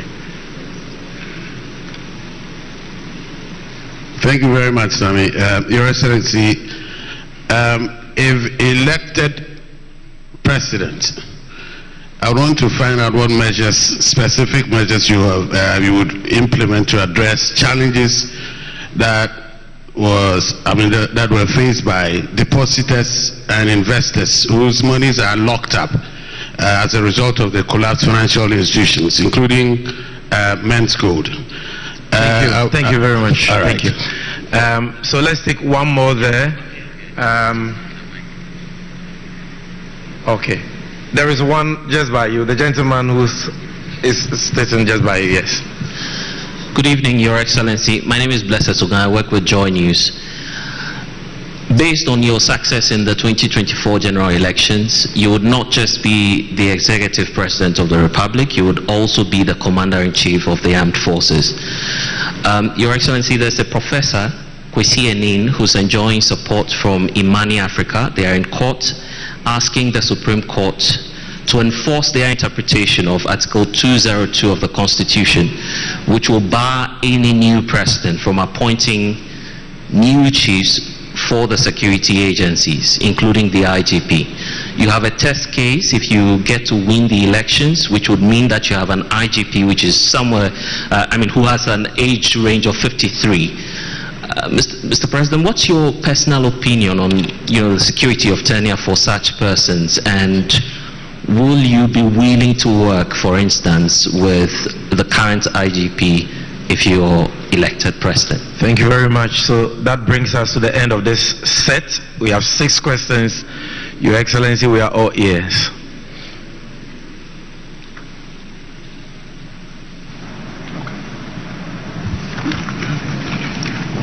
Thank you. And the first question was about the 24-hour economy and the countries that are implementing that policy. Indeed, there are several countries implementing it. And as you said, Ghana would probably be one of the first in Africa to begin the implementation of this policy. It is not new. For those of you who have access to the 40-year development program, which was passed under my administration, the issue of the 24-hour economy was embedded right in there. And it is meant to accelerate our productivity. It is meant to increase opportunities for employment. And so the example you give for most of those European countries is that they have an aging population because birth rates are falling so low. So even as they accelerate their economies with more shifts to increase production, they don't have the labor to be able to service that 24-hour economic policy. We have an abundance of labor. We have young people willing and able to work.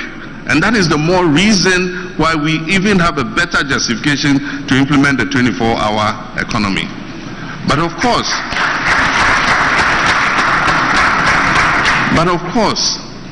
there are people who come and say, oh, but there's 24-hour economy already. There are some businesses that are working 24 hours.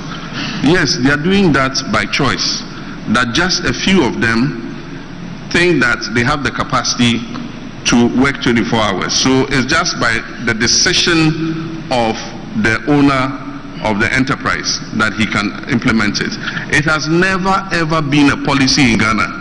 So the difference between what they're referring to, that, oh, some companies are running 24 hours, the difference is that we're going to make it a policy, and it's going to have, the guidelines for that policy and what government can do to encourage more companies to run 24 hours. That is a simple thing. And so we say we're going to bring a 24-hour economic policy, oh, nasa omo ye dada. But we've never had a policy that regulates and guides how we can incentivize companies to do 24 hours. And I said that one of the things we'll do is give them tax incentives. Because one of the things that adversely obstructs businesses in Ghana is our high taxes. And so if you give some of these companies a tax break, it will encourage them to pump more into production so that they can employ more people. And so that's what we also have the issue of safety. Because if companies are working in the night, you must guarantee that they are safe to work. And that is an obligation of government. You don't expect the companies to go and hire security people to come and guard them so that they can work. Government must make sure that it creates a safe environment for the 24-hour economic policy to work. Aside from that, transportation. We need to provide an efficient transport network so that even in the evening, people who have to go to work can get easy, affordable transport to run. And that's why we imported the Ayalolo buses, which today are parked in some graveyard. They were never utilized. Government said they didn't have the money to implement it. But it was a combination of interest between government and the private sector. And so GPRT and all of them were involved. And it was going to run as a bus rapid transit system so that people could catch buses to and from work at whatever time that they close.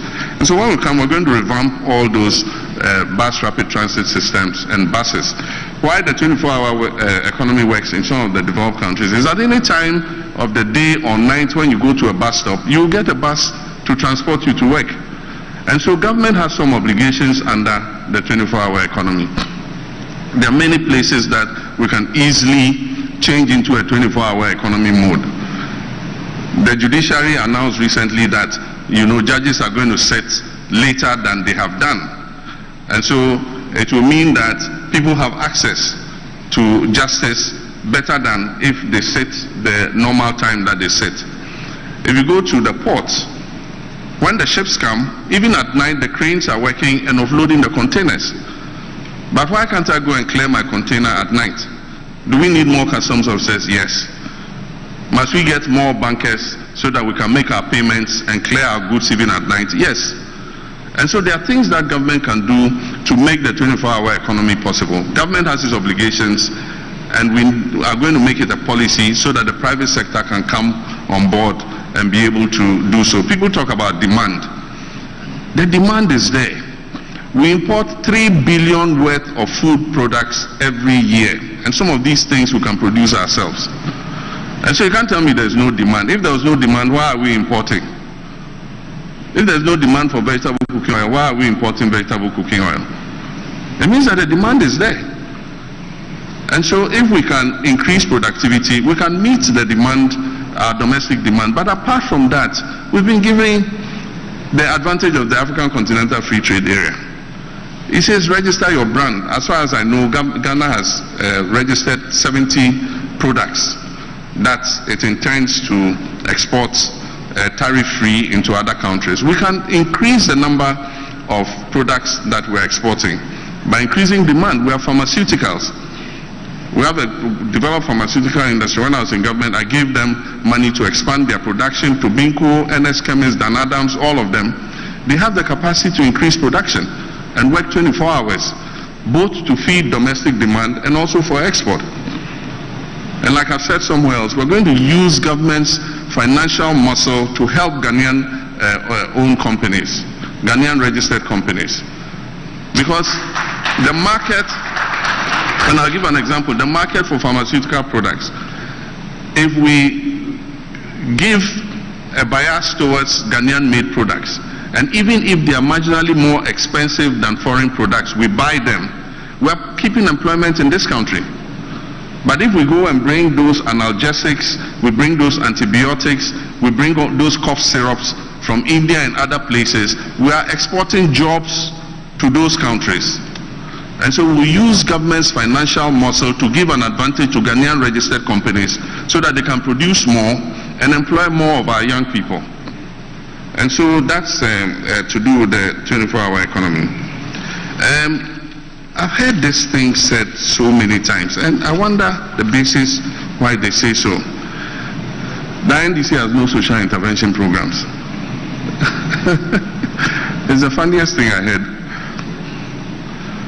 Who brought the district assembly's common fund concept? It was the NDC. We put it in the 1992 Constitution and said 5 to 8% of total government revenue should go directly to the districts for their development. So if you go to your district and the district assembly has built a school, a KVIP, a nursery, a sports recreation, a community center, it is a social intervention of NDC that has produced that. Who introduced the GET Fund? Mr. Rawlings, NDC. We passed the GET Fund law.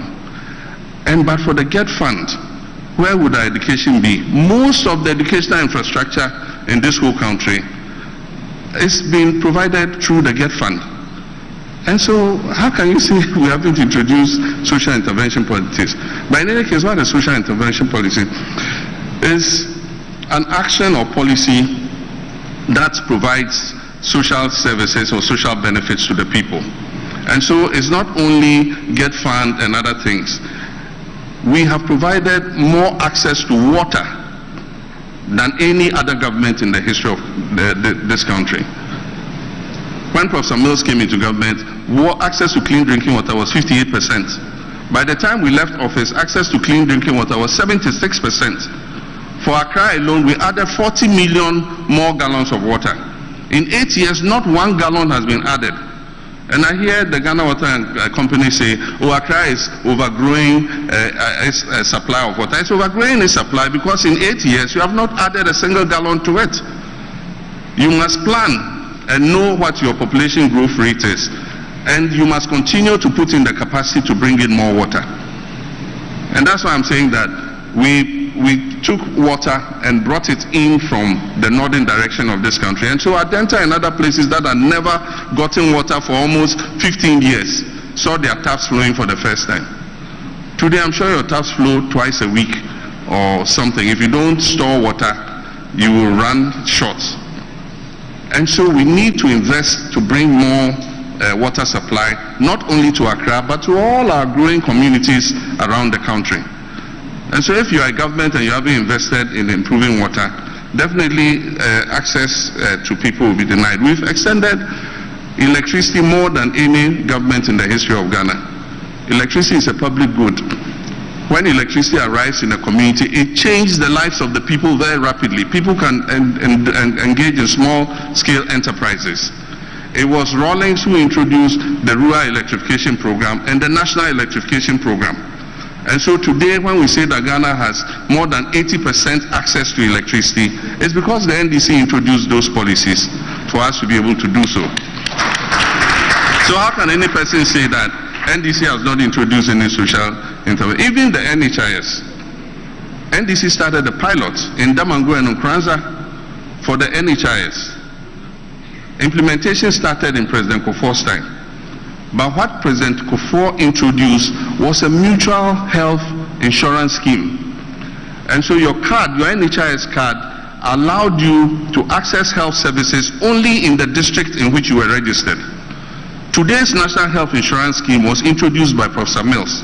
He changed it from a mutual district insurance scheme to a national health insurance scheme so that your card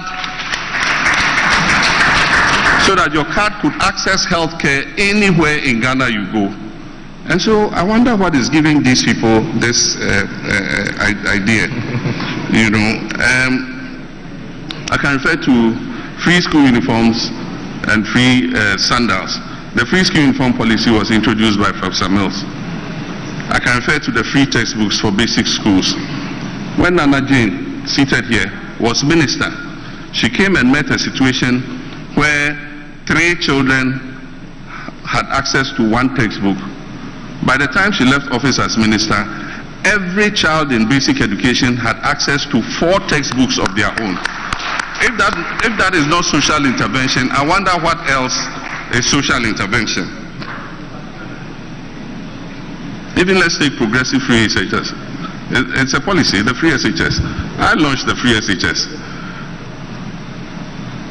And so you can't say that we have not had any social intervention.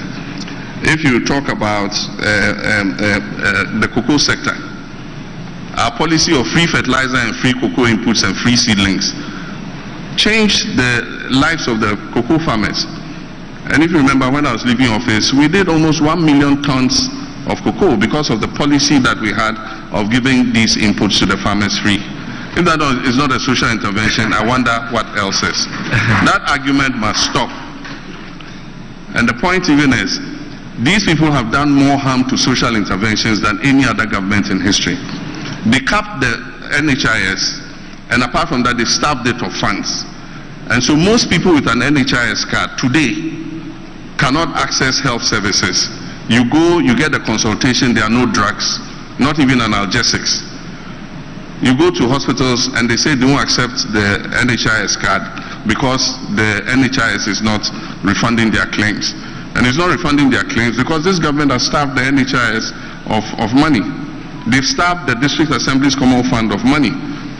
The constitution said 5% to 8%. We were giving district assemblies 7.5% of national revenue. When this government came, they reduced it to 5%. And the rest they are putting into the consolidated fund to spend at the center. And even the 5% does not come. If you go and ask any district secretary, he will tell you there is no money. They go begging the MPs to let them have access to the money in their district common fund accounts to be able to do even some of the basic things. And so this government is doing more. Get fund, decollateralize Get Fund, and spend the money in advance. So Get Fund is not able to continue the projects that it is undertaking because the fund has been collateralized. And so this government has done more harm to the existing social interventions than any other government in the history of the country. And so that is my take on that. And then you asked, have I exercised myself of the father for all, the father for all syndrome? My boss, my president, was a special person. He several times said he believed in looking forward and not looking into the past. And so I'm sure that people got away with some of the crimes that they had committed against the people. I became president 4 years later, after President Mills had done his 4 years. I mean, I came into office 5 months before the election. And so when I became president, it was going to be a bit difficult to be investigating things that happened in 2008.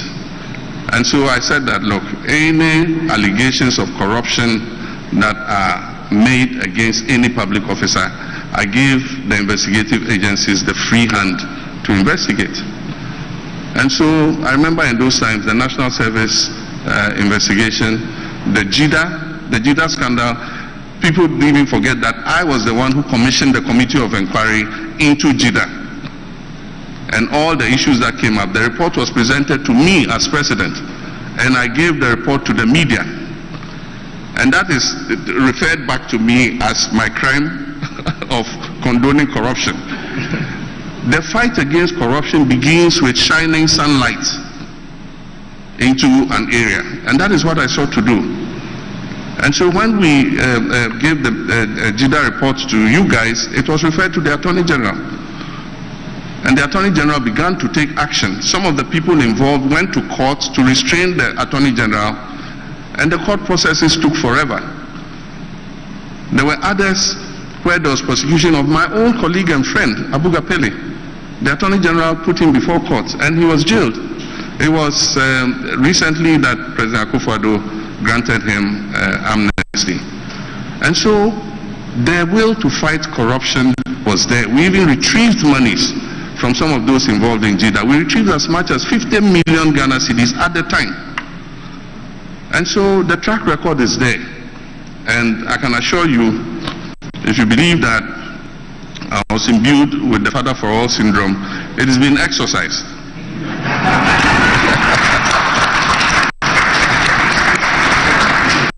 And it's been exercised because it's a demand by the people of Ghana.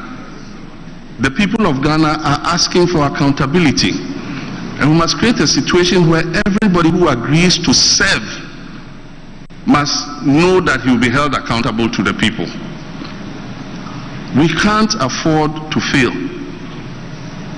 We've seen some things that are happening in other countries. And let's not think that Ghana is immune from that. And I can tell you, our young people are getting frustrated and desperate. And if we don't take drastic action and we think that it's going to be business as usual, we will be shocked at what would happen in this country. And so, it's not my demand, it's not a threat, as Nana Jane said, it is a promise that will hold public officers accountable. And it's not going to be only post-regime accountability. It's easy to prosecute your political opponents when they've left office, but the difficult decision of dealing with your own people when they go wrong, it is what makes you pass the test of the fight against corruption. And we're going to hold our people accountable. And so, I've said it several times, if you get into trouble, I'm not going to be a clearing agent to clear you. If the investigative agencies catch up with you, you are on your own. All right, sir. And the appropriate sanctions will be taken. The issue of judges, I believe that our constitution gives the judiciary certain privileges. They are the only arm of government that does not renew its mandates. They don't go for elections to be re-elected as judges, and they're given security of tenure. I think that the obligation and responsibility of every president is to appoint fair-minded people. Human beings, as we are, would have our own inclinations towards one party or towards one religion or towards one culture or other. There are many things that make us who we are. But the obligation when you become a judge is to look at the cold, hard facts and rule based on that. Some of the pushback that we're seeing currently is the penchant by this president to pack the courts. And only recently, you've seen what happened. And I can't understand why the Chief Justice will be the one recommending, which judges to appoint. The Constitution is clear. That is the President who appoints judges in consultation with the advice of the Council. And so the initiative to appoint judges must come from the President and submitted to the Judicial Council. It brings it back with advice to the President, and the President forwards it to Parliament. That is the procedure. It is very weird that this time the recommendation comes from the Chief Justice to the President, and even the issue of capping the number of judges. The Constitutional Review Committee recommended that we cap Supreme Court judges at 15. And so the issue of capping the Supreme Court is not for the Chief Justice to say. We will resurrect the Constitutional Review process when I become President. And when we do that, we will put it to the Ghanaian people whether we should retain the 15, whether we should reduce it, or whether we should increase it. And so I think that should be the Chief Justice saying that we should increase and cap at 15. And even when she says and cap at 20, and even when she says cap at 20, she has already recommended the 5 that will cap the 20. Thank you. And even bring it to 21, because if you add that 5, it will go to 21. And so I think that we must, as much as possible, have the discretion. The President of this country has a lot of discretionary powers. But that discretionary power must be exercised with responsibility, and make sure that when you are appointing people onto the judiciary, which has security of tenure until they reach 65 or 70 or whatever age is recommended, you cannot remove them unless for state reason. And so in appointing people to such powerful positions where they are the arbiter of whatever happens in this country, we must make sure that we use a criteria of fair-minded people who can put their prejudices aside and be able to judge fairly, because they are the last resort when disputes occur. And so I think that that is there. I was speaking in Elubo when I made the statement that I made, and that statement was in 2016, and it was made to justify why I deserve a second term in office. And I believe that at that time we had made significant steps in terms of stabilizing the economy, in terms of infrastructure development. We had brought the H.E gas processing plant on stream. We had been faced with a crippling energy crisis. We had turned it around. By 2016, we had stabilized the power situation. We had worked hard to bring 2 new oil blocks on stream, which increased the volumes of our oil production and the value of our production. We had introduced a new Energy Sector Levy Act, which today is bringing in almost 9 billion cedis a year. And so there were several things that we had done. We had established a new port at Tema. We had built a new Terminal 3 at our airport. We had expanded the Takrady port. We had expanded educational infrastructure. We had expanded health infrastructure with district hospitals and regional hospitals. We had expanded access to electricity and water. We had built new markets in many places so that we could improve trade and commerce. And so on that basis, I wanted another term to be able to continue and consolidate what I had done. And that's why I made the statement that I did.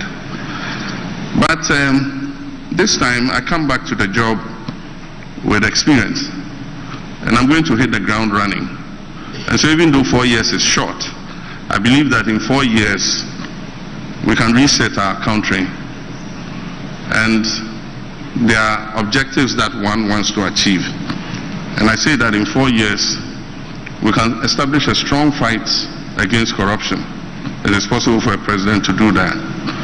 I believe that in 4 years, we can begin carrying out constitutional reforms and reviewing our constitution. And that is an objective that I believe I will put myself to and we can achieve in 4 years. In 4 years, we can begin to turn around our economic fortunes and stabilize the economy. I don't say that it will become a land of prosperity, but at least we'll turn around the decline, stabilize the economy, and put it back onto a path of growth. In 4 years, I believe that we can ameliorate and alleviate a lot of the hardship our people are facing currently. Because in stabilizing the economy and stabilizing the currency, we can reduce inflation and reduce some of the hardship that our people are facing. I believe that in 4 years we can improve our infrastructure. If we implement the big push, we want to put $10 billion over 5 years in infrastructure development. It will include roads, it will include bridges, it will include the essential infrastructure that will make our country run. And I believe that in 4 years, with the implementation of a 24-hour economic policy, we can begin to create more jobs for our people. And so, yes, I think 4 years for the reset objectives that I have mentioned, one can create a turnaround and create a platform for resetting our country and giving it the opportunity to take off.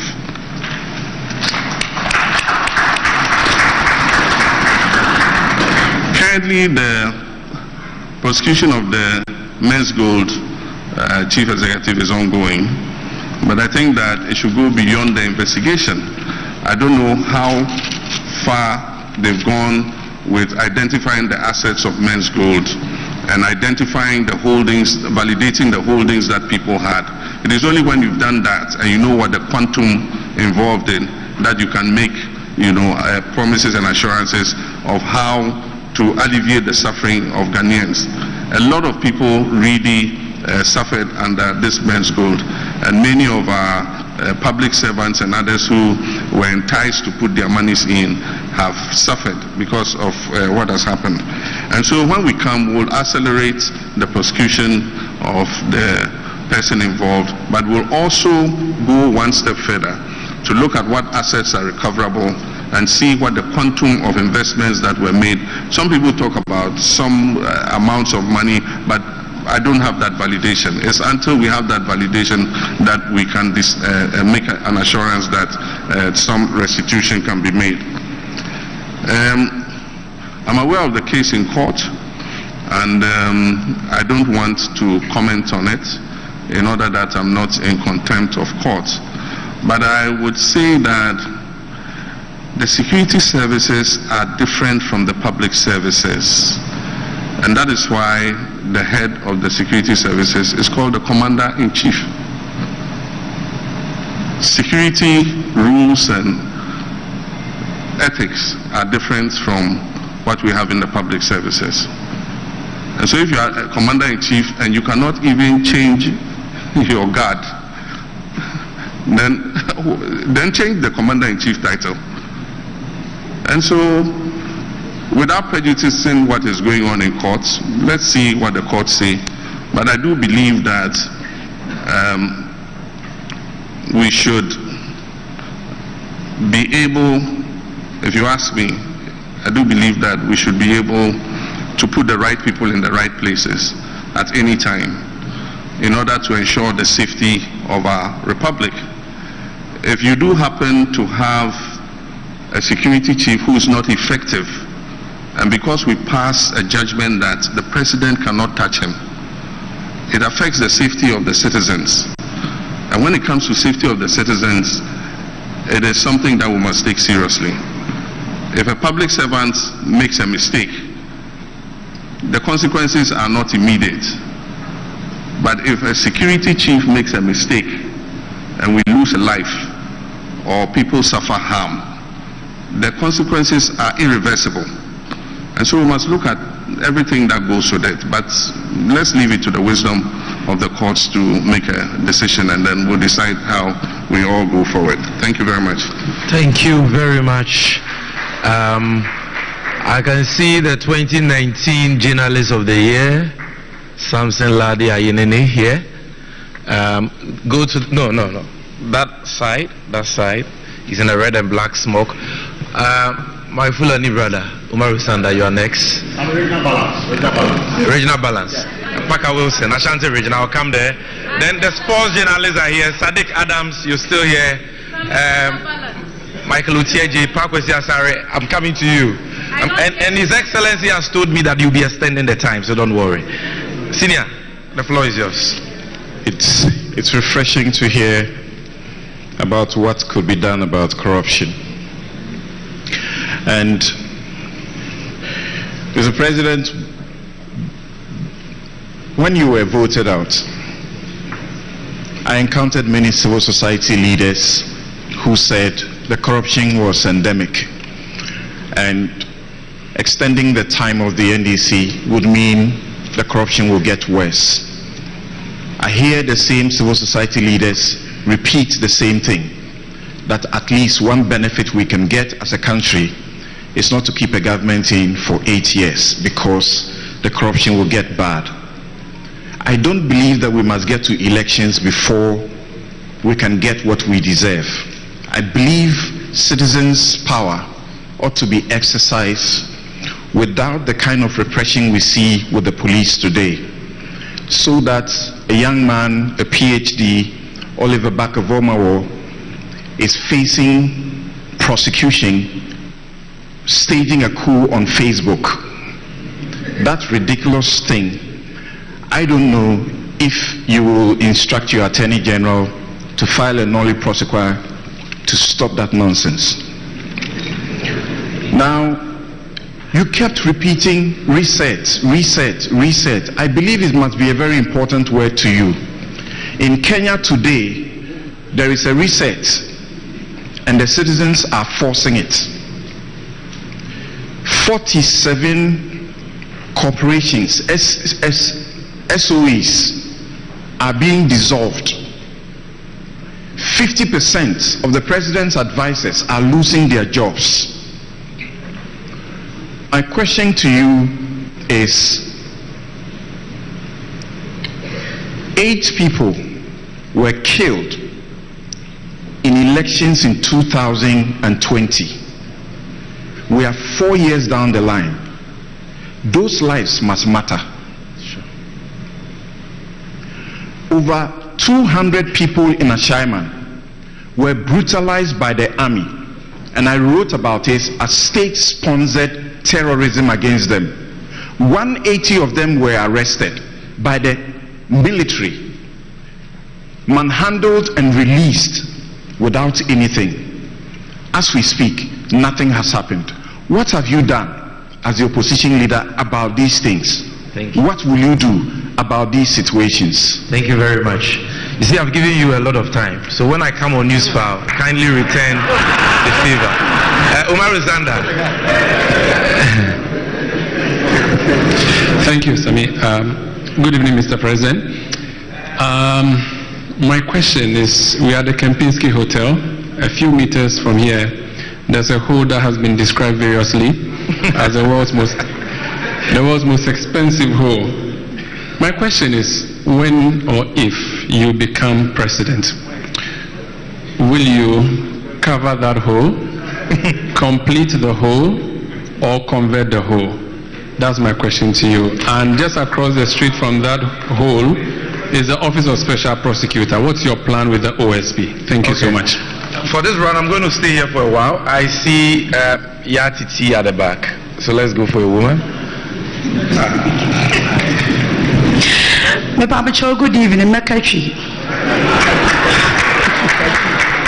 And Your Excellency, my question Yanubuchi Mame, Pacho, with all permission. Thank you. Abandoned projects. Mentia said the NCR buying be able to starting a day. Near the taxpayers' money, Akobobosia. Na project needs to one up. Look at Saglime. E-blocks, Basa. At the end of the day, a car ya dia na ye IMF no. Yes, Bosiana ya bona ya ye project SCC wa. Yentimi complete na dia druha. Eti me pacho Your Excellency, abandoned projects. Wo big push no. Also wo be start for. Ana de wo ho no wo be ye. And after so port yetua taxi bia sebe nyansenim. And the Toyota Vins unkita 70 to 80,000 ultimate. I don't know why we are here. Enti me pacho die na wo be here because ye bre. Thank you very much. Thank you. Alaska, Ahoto FM. Alaska. I'm coming to you. I'm staying here for a while. From here I'll be coming. I see Samuel Wonto, Kwame Menka, Erica Hianyo, Bernard Havle. I know he has a question. He has a laptop in front of him. Right. Thank you very much. My name is Alaska the Don with Ahuto FM.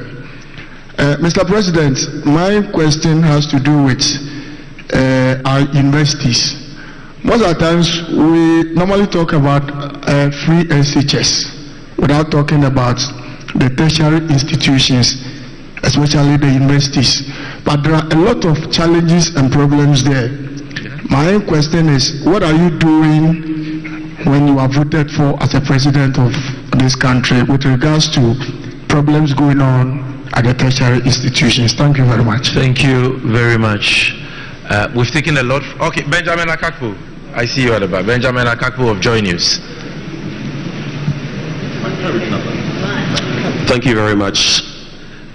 I have one question in two parts. Your Excellency, you spoke about the Tema Oil Refinery in May. You made mention of the fact that you would revamp the Tema Oil Refinery and that some of its problems are actually because it's a state-owned enterprise. I want to know what exactly is the plan. I feel the Tema Oil Refinery is a blot on our national conscience. What exactly is the plan? And feeding into that, you spoke about reliable internet. The last I recall, we had GhanaSat 1 launched in 2017, decommissioned in 2019. But if you paid attention to the recent internet shutdown and the concomitant effects, you would realize that we are susceptible to some of these challenges. Is your administration going to consider low Earth orbit satellite technology to ensure that we can have internet stability? Thank you. Thank you very much. So before I move here, those of you here who still have questions, can I see you by hand? Okay, do me a favor. Is it okay to stand this way? Yes. Can you stand in the aisle for me so that I know that you are the ones left? Once we do you, we know we are done with here. No, if you can come and stand this way. Yes, in the aisle. Just for a few minutes. Yes. Okay. Okay, you go back to your seats. I think the number is huge. I underestimated it. The number is huge. So you sit for a while. I'll come back. Let's go to Parker Wilson from Ashanti Region. Thank you very much, Sammy. Yes. In fact, thank you for recognizing the importance of regional balance. Thank you very much. Your Excellency, you spoke a little about how you're going to deal with corruption when, of course, in your next government. But then your critics say you are only flexing muscles with the wind, because as an individual, you've been accused of your flirtation with the Airbus scandal. Okay. I want to know how you would respond to your critics when they say that your corruption activities led to the Airbus scandal. Thank you. Thank you very much. I'll take one last one, and that will bring the total to 7. Okay, another person from Ashanti Region, Ufuri from Mercury FM, Ashanti Region. Thank you very much, Sammy. Your Excellency, my name is Oforiata. I work with... Please, I'm the innocent one. I'm not the notorious one. Don't be scared at all. I'm not the notorious one.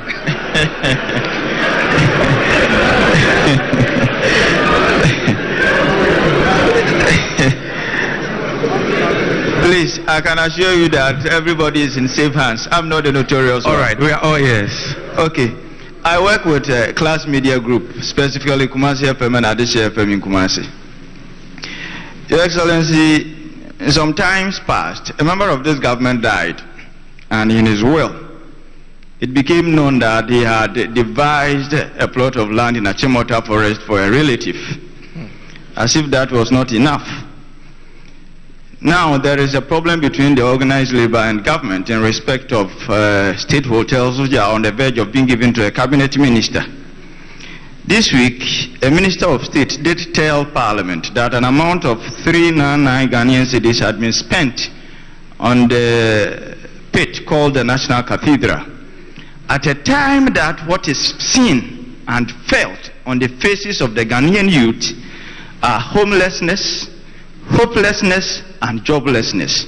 My question is that, when you were elected into office, what will you do to, 1, stop the reckless and irrelevant state capture by government officials, and also 2, to restore confidence in the faces of the Ghanaian youth? Thank you very much. Thank you very much.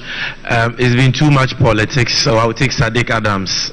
I know his question will be on sports. And His Excellency says he will be crisp with the answers for this round, so that's why I'm taking more. Yes. Thank you very much for the opportunity, and good evening, Mr. His Excellency, the former President. My question is, Sami said, on sports. As a nation that prides itself as a sports nation, we currently do not have any world-class or international Category A stadium in the whole of Ghana, despite millions of dollars sunk as creating infrastructure for the sports. What is Mr. President's vision in getting the best of infrastructure to unearth talent, and to tie that in with the 24-hour economy? We travel around and see that sports is a very massive part of nightlife in countries even in Africa, but Ghanaian sports is designed that after 6 p.m. we all go back to sleep because of the lack of facilities and other amenities to enhance the creation of jobs in the night for sports. What is, or how is the 24-hour economy designed? I've heard from our great trade business, how will that capture and affect sports so that we have around the clock sports development and enhancement in the country? Thank you very much. Thank you very much. Your Excellency, the floor is yours, sir.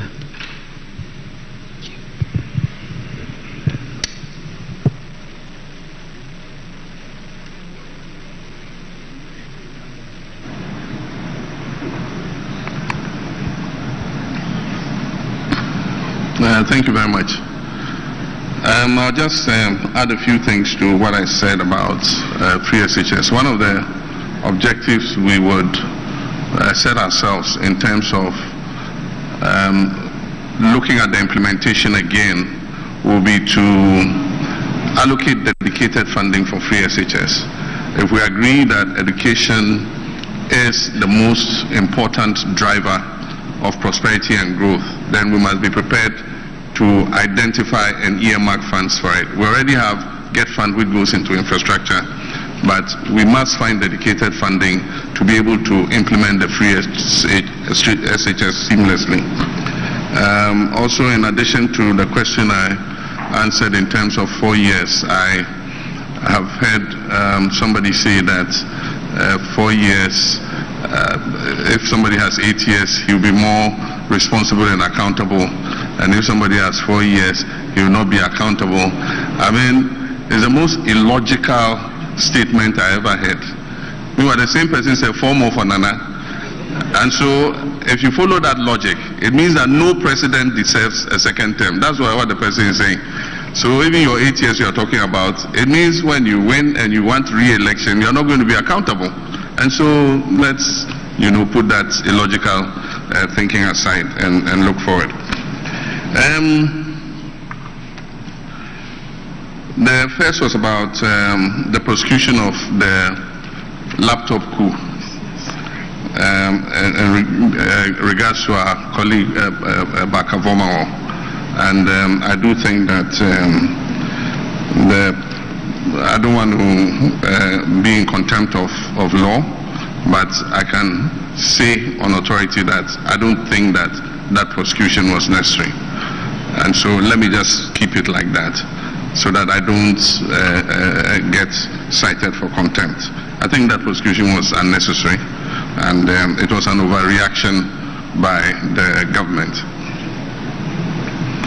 With regards to what is happening in Kenya, I don't think that we have to wait for the backlash of what the youth did in Kenya for us to do the things that we have to do.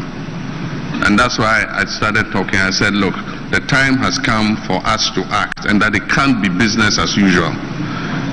The Kenyan youth have sent a signal to the whole of Africa that they will push back if the leaders don't do the right thing.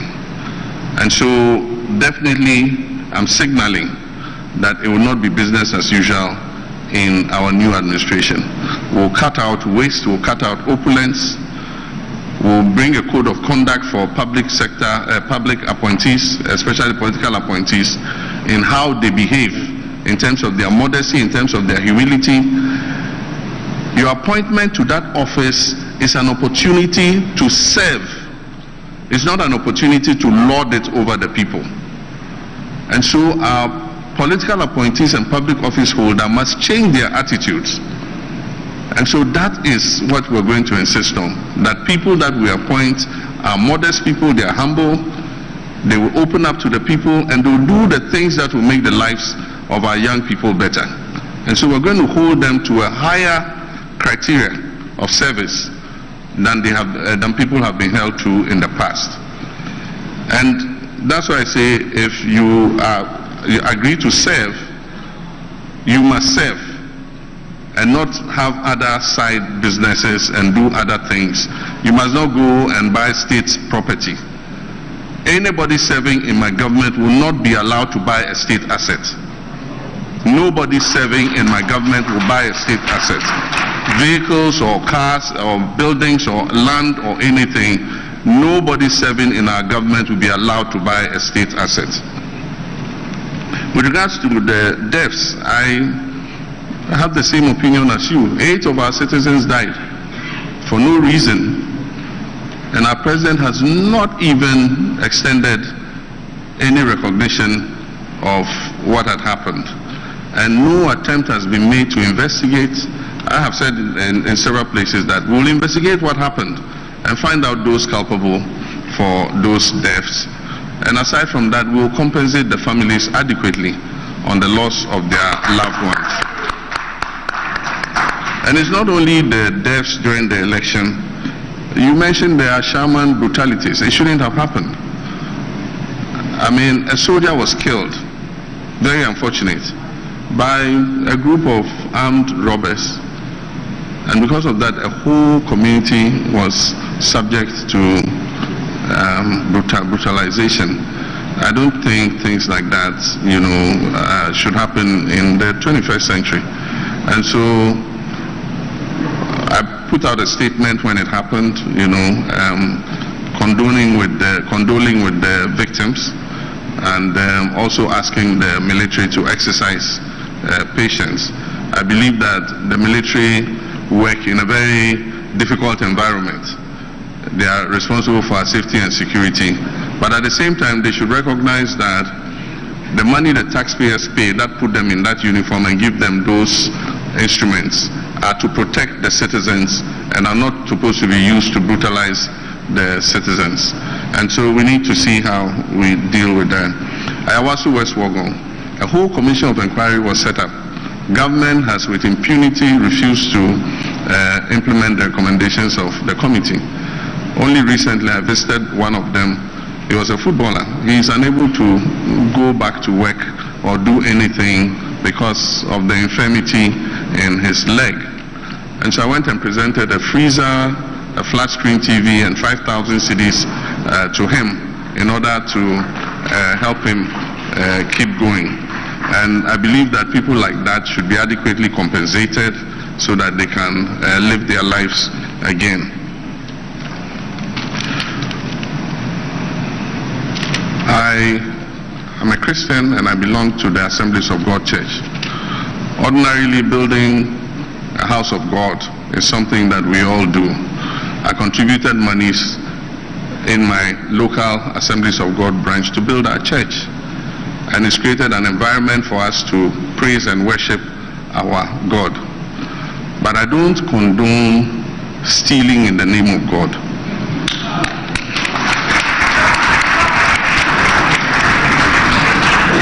And that is what has happened in the case of this National Cathedral.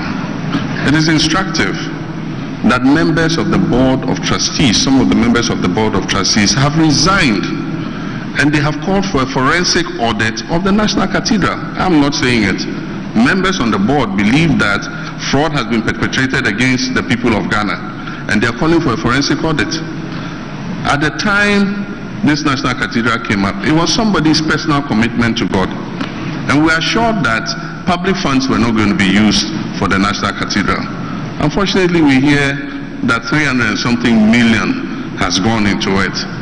Where did those payments go? Were they justified? Who did they go to? These are all things that we have to unravel. And I think that that is the first thing we do before we even decide what to do with that huge pit. And so first, let's investigate and do a forensic audit. And if people have, illegally and unlawfully taking the monies of the people of Ghana, they must be made to refund those monies. And so that's the first thing I'll do with regards to the cathedral.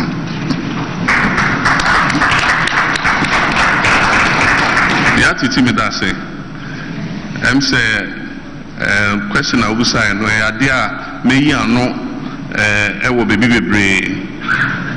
Mr. Mika say, Adia, ye say a buying a ba na a chassis and in Puntunjuma, will be a market and a school and a hospital.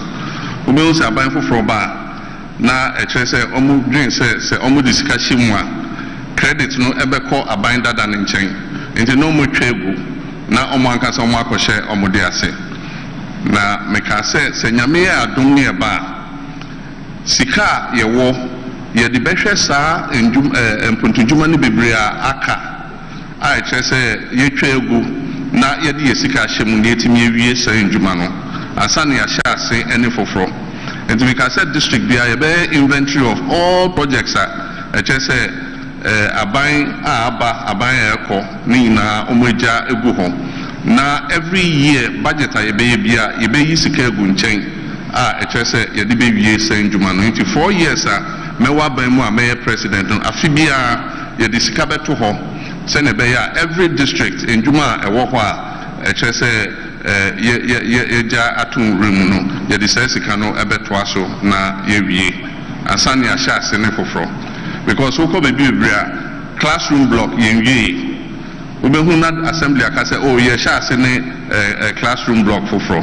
Ankasika yo wonu yemfa nwie na yenwie no ansa na ahya ase ene foforo enti ano me no ya adwen say abandoned projects I was here na ye na okaka ho ene taxes and levies ampa ohwe ade ba ko ama Ghana kane na yɛsɛ yɛyɛ favorite destination for investment ɛne sɛ na yɛ taxes ne levies ɛwɔ fam kakra nso afei nso deɛ ɛm sɛ sɛnea aban ama yɛ economy no ahwe ase no IMF program a ɔmo kɔɔ mu no IMF aka kyerɛ ɔmo sɛ yɛto a yɛgye anaasɛ revenue a yɛnya no ɛwɔ sɛ yɛpagya ɛkɔduru 24%. Kane ne ɛwɔ 15%. Taxes a ɔmo de ato yɛ so yi apagya yɛn aba 17.something%. Nso ɔmo sɛ by 2028 ɛwɔ sɛ yɛduru 24%. Nti ɛkyerɛ sɛ ɔmo nya nwie saa taxes na ɔmo de gu yɛ so no ɛnya nduru pɛmpɛn so a yɛbɛka sɛ ɔmo awie. Enti na ɔmo pɛ sɛ ɔmo de VAT ɛto electricity so. That was one of the reasons. Nso ɛnyɛ sɛ TUC mo ɛko tiaeɛ a anka by now electricity bill bia anka VAT ɛda so. Yɛn kwa ne ɔman a ɛwɔ wiase ha nyinaa a ɛkyerɛ sɛ yare aba ɛkɔ a yɛgye yɛtoɔ ɛfa saa yare no ho COVID levy. COVID aba ɛkɔ China baby COVID efiri mpo yɛn gye ɔmo COVID levy. Nso Ghana kwa ne yɛgye COVID levy.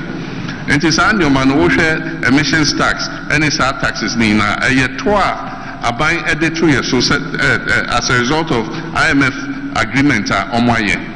Nti na obi ka sɛ o me ba metwa ɛtoɔ no mu wo wɔ aban no mu sisi a sɛ wobɛtumi atwa toɔ no mu a hyɛ ase metwa ɛnam ato ɛtoɔ no mba from ne ehu na nka sɛ ɔmo ntoma mmiɛnsa me ba saa ɛtoɔ yi meyi efiri hɔ. Enti nea woka no ne nokorɛ no no one of the things a yɛbɛyɛ ne sɛ yɛbɛ streamline VAT because menti aseɛ sɛ wobɛkɔ adwom na nkurɔfoɔ mmiɛnsa ɛtɔn adeɛ baako ɛyɛ VAT 3%, baako ne VAT ɛwɔ soro kakra, baako nso VAT yɛ 21%. Meanwhile ɔmo nyinaa the same customers. Enti sɛ me ba wɔ hɔ na wobɛgye me VAT 21% a mɛkɔ ne ɔbɛgye me 3% no. Enti I'll see a streamlining so that traders nyinaa will pay the same rate in terms of value added tax. Afei nso wokɔ port hɔ a sɛnea wokae no Toyota Vitz. Ɛda no me ne gutafoɔ hyiaeɛ mefa an example of car bi a obiara import ɛna me kae levies and taxes ɛwɔ so. About 23 levies and taxes. So what has a duty any saa nneɛma na ɛno yɛwɔ harmonized ECOWAS tariffs into duty no ntumi nya ho hwee. But the problem the levies and port charges ebi are illegal. Enti na me say yɛba we rationalize all those levies. Ni eni sɛ ɛwɔ hɔ no yɛbɛyi efiri hɔ. Sɛ na ɛbɛyɛ a ɛbɛma toɔ no aba from kakra. But the major thing I was saying is we have to stabilize the currency because it will affect BBR. One of the reasons Uncle Fuisu and he said this week we na currency no yes Bank of Ghana say currency no exchange rate near say it is at one near Bejo port. The next week we na CD a free ABR 14 above 15. It is at one now in CDs no na say a cost. One of the priorities of government will be to stabilize the currency and stabilize the economy. Senebeya obia asombejono. Enti emse emoya memanono. Universities. What are we going to do about tertiary educational institutions? There are many challenges there. One of them is that students don't have enough hostels to live, and so they have to go for private hostels, and the private hostels are expensive. And so one of our objectives in our manifesto will be to accelerate the building of hostels. And we're going to do that with private sector. The universities have lands, and so we can engage the private sector to build hostels, and we and them will agree on the fees that should be charged in the hostels. The government alone cannot build all the hostels to accommodate the students. But there are Ghanaians who have investable funds that they can use to provide hostels. If you go to the universities today, what they'll take you through in terms of eligibility to build a hostel, they want to see your bank balance, they want to see this, they want to see, so many things. It makes it difficult for the private sector to come in. But if we apportion some land in every university and say people who want to invest in hostels should apply, we'll go through the criteria fairly and transparently and allocate the lands for them to build so that our students can get accommodation. That will be one way of doing it. Aside from that, we'll uncap the GET fund. This government has capped the GET fund. And so any money that exceeds a certain statutory threshold goes into the consolidated fund. And so the GET fund is not receiving enough money. Apart from that, 60% of the GET fund has been collateralized with the H.E bond. And so only 40% of a capped GET fund is available to continue projects. And so we'll uncap it and we'll liquefy the GET fund so that it's able to continue to do the work it's doing.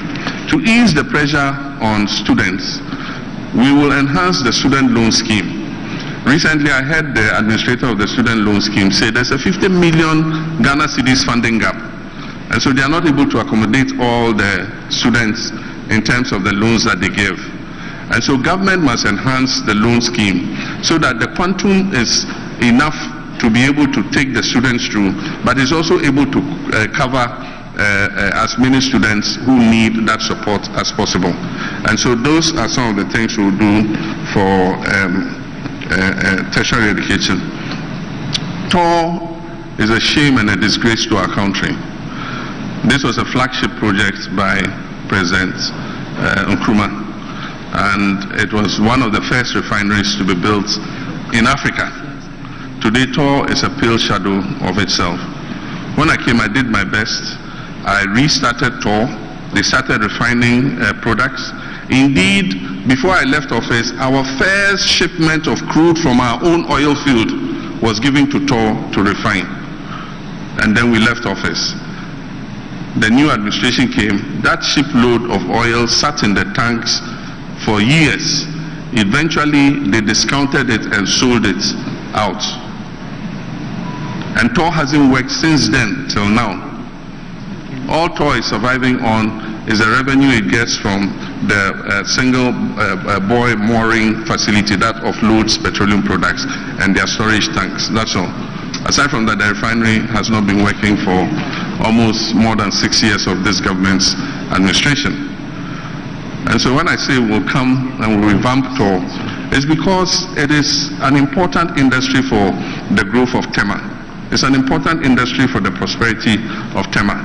And there are a lot of young people who can find jobs with a refinery that is working.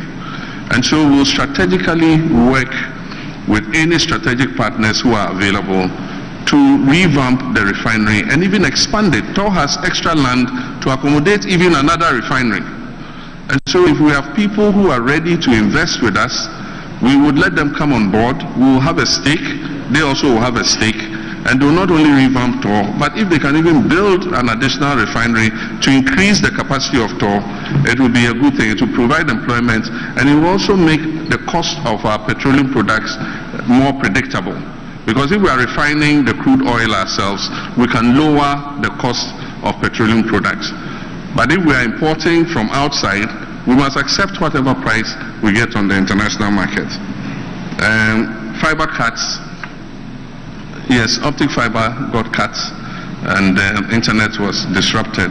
We have several submarine cables that, provide service to Ghana. We don't know exactly what happened, but there was an undersea cut that affected the cables. And so they've been repaired now, and so we can have connectivity. But luckily, technology is always progressing. And so the cost of satellite internet has come down. And due to Elon Musk and his Starlink and other such producers, you can buy a Starlink dish and get internet connectivity. And so it gives us a quantum leap to be able to send internet connectivity to places that we didn't dream of before. And so in our schools, in our government offices and other places, we can go and put these satellite dishes there and give them instant connectivity. And the rates are quite affordable. And so many private people have even started started using satellite internet. And so the technology gives us more possibilities to create universal access in our country. We even have domestic fiber cuts. When they're doing road construction, they cut the fiber links. And so we also must be careful how we protect the fiber that we have. Let's see what else. I think we are done. Achimota Forest. Achimota Forest and Airbus. Yeah, Achimota Forest. Yes, sir. I mean, a lot of allegations were thrown against me. I've been out of office for 7 years and 7 months. You think that if this government had anything they could stand on with how they hate my persona, they would not have prosecuted me for it. Airbus, the president referred it to the OSP, and the OSP is supposed to investigate it. You don't expect me to investigate myself. And so, if they had something to stand on, I'll not be standing here today. The same thing, hotel in Dubai. I challenged them. I said, let's go and find that hotel. I myself am in need of money. We'll find it, we'll sell it. You give me my small share and government can take the rest. Till today, $10 million for diaries. President Akufo-Addo himself said it, that my government has spent $10 million to import diaries. They've been in office for 7.7 years. Where is the $10 million for diaries? And so I've challenged the MPP and the mudslinging and the lies they've told about me at every juncture to come up with proof of the allegations and prosecute me. I am an adherent of accountability. And I've said anybody who serves in public office should be prepared to be accountable. And that accountability must start with myself. And if they have any allegations that they could prove, they would have done so by now. It's just a political gimmick. When elections are coming, then they start raising all kinds of issues and all that kind of thing. But I remain focused. My commitment is to fight corruption. And if I come into office, I'll hold their administration to the high standard of accountability.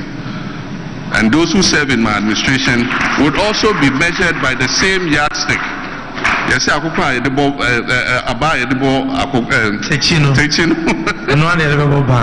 you.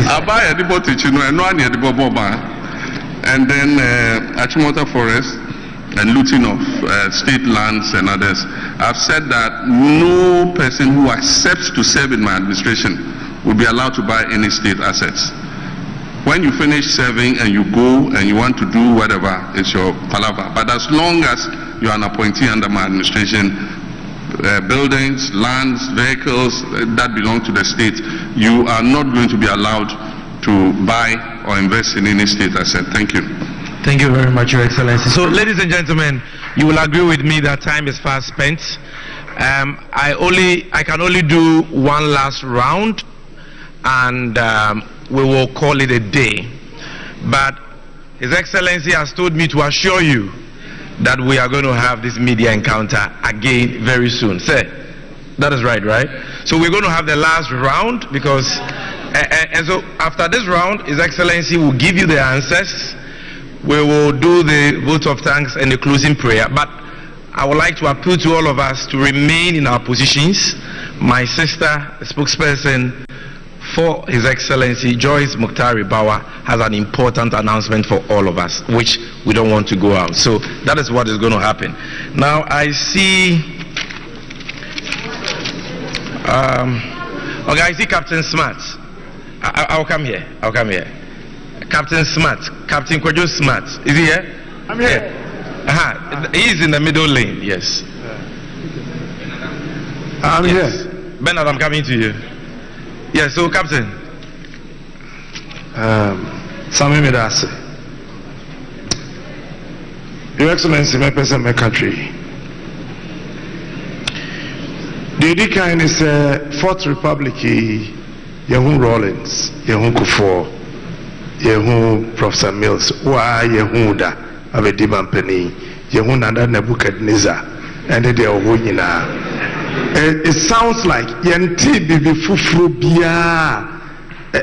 I say, ɛsɛ sɛ yɛhu na yɛsan kɔdi akyire de yɛate dada naa na woka no sɛsei a dɛn paa na yɛ ade foforɔ a wo second coming no ɛhu wɔ mu a ɛsɛ sɛ Ghanafoɔ yɛhu yɛdi akyire na yɛto abama wo. Thank you very much. Try answer chike last one mfa we so pacho waka say waben mu fo no umma obia nto Ghana japade na won a wo ho sesi ya won ato no wo be won den na fe banks be egu no wo ba wo de won license ne be ma won ana say won fa ma wo me da say. Thank you. Kojo Yankson, I see somebody here. Kojo Yankson, I'm coming. Thank you. Do that. Your Excellency, if I may say, this is a very good idea, and I hope you do stick to your promise to keep having such events. My question: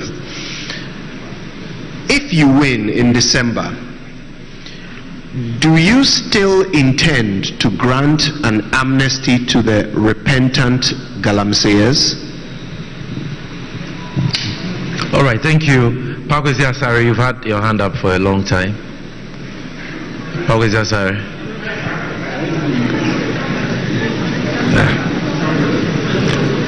All right, thank you very much. My name is Pakwesi Asare. I work with Media General. So recently the IEA was calling for a law that will prolong the term of the governor of the Bank of Ghana to exceed that of the tenure of the president. I know that's the status quo. I think the governor has 4-year term, which is conterminous with that of the president. If you have the chance to renew the contract of the Bank of Ghana governor, would you do that? And you had severally called for a cabinet reshuffle. You had asked the president, Nana Addo Dankwa Akufo-Addo, to reshuffle his finance minister. He did that, and you never applauded him. Why? Thank you very much. Bernard Avile, welcome here.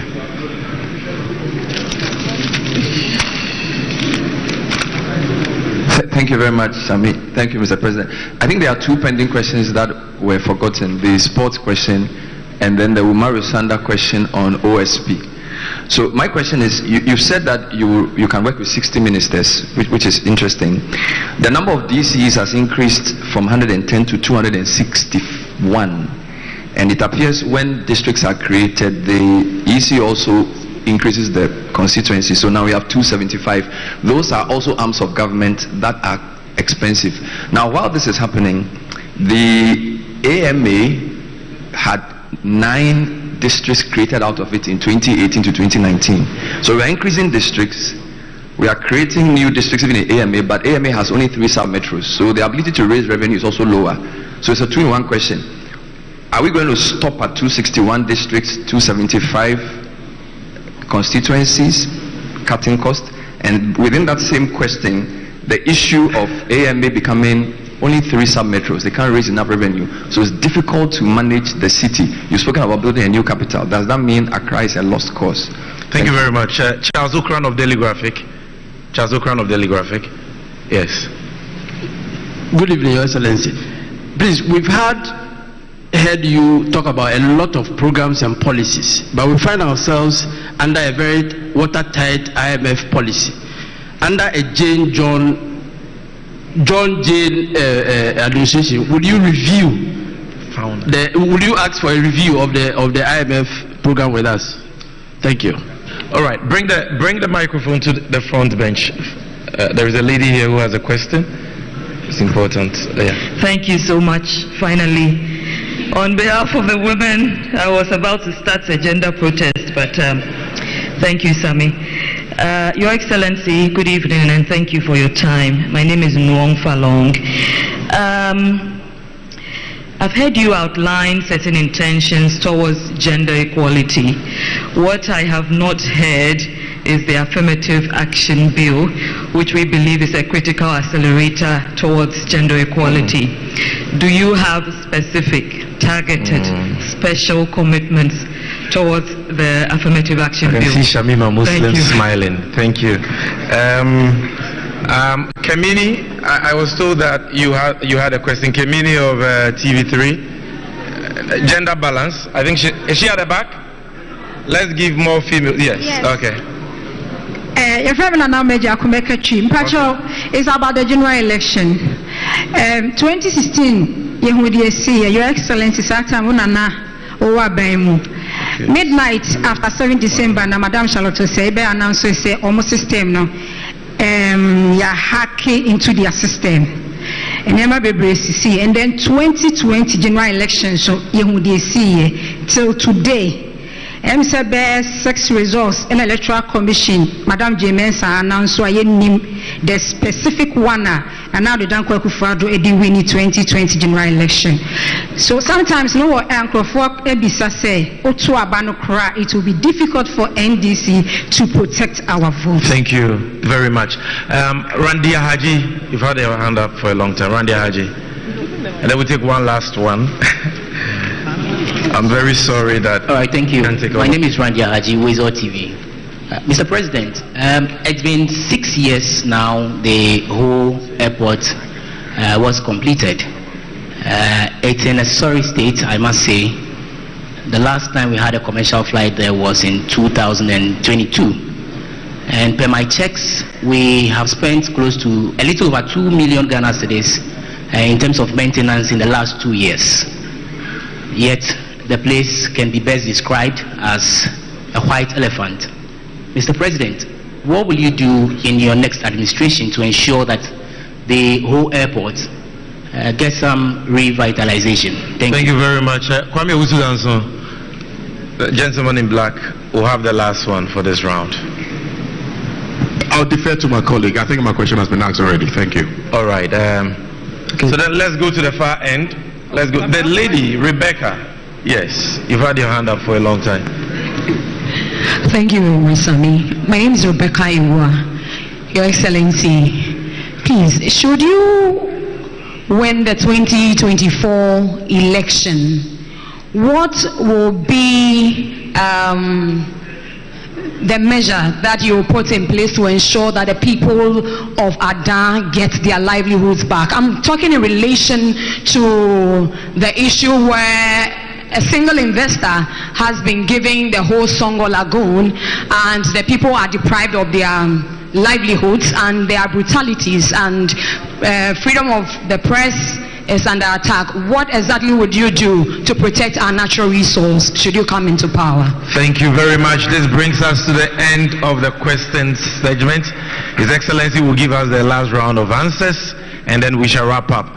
But sir, first, you have a question on sports from Sadiq Adams, which skipped you. So if you could start with that.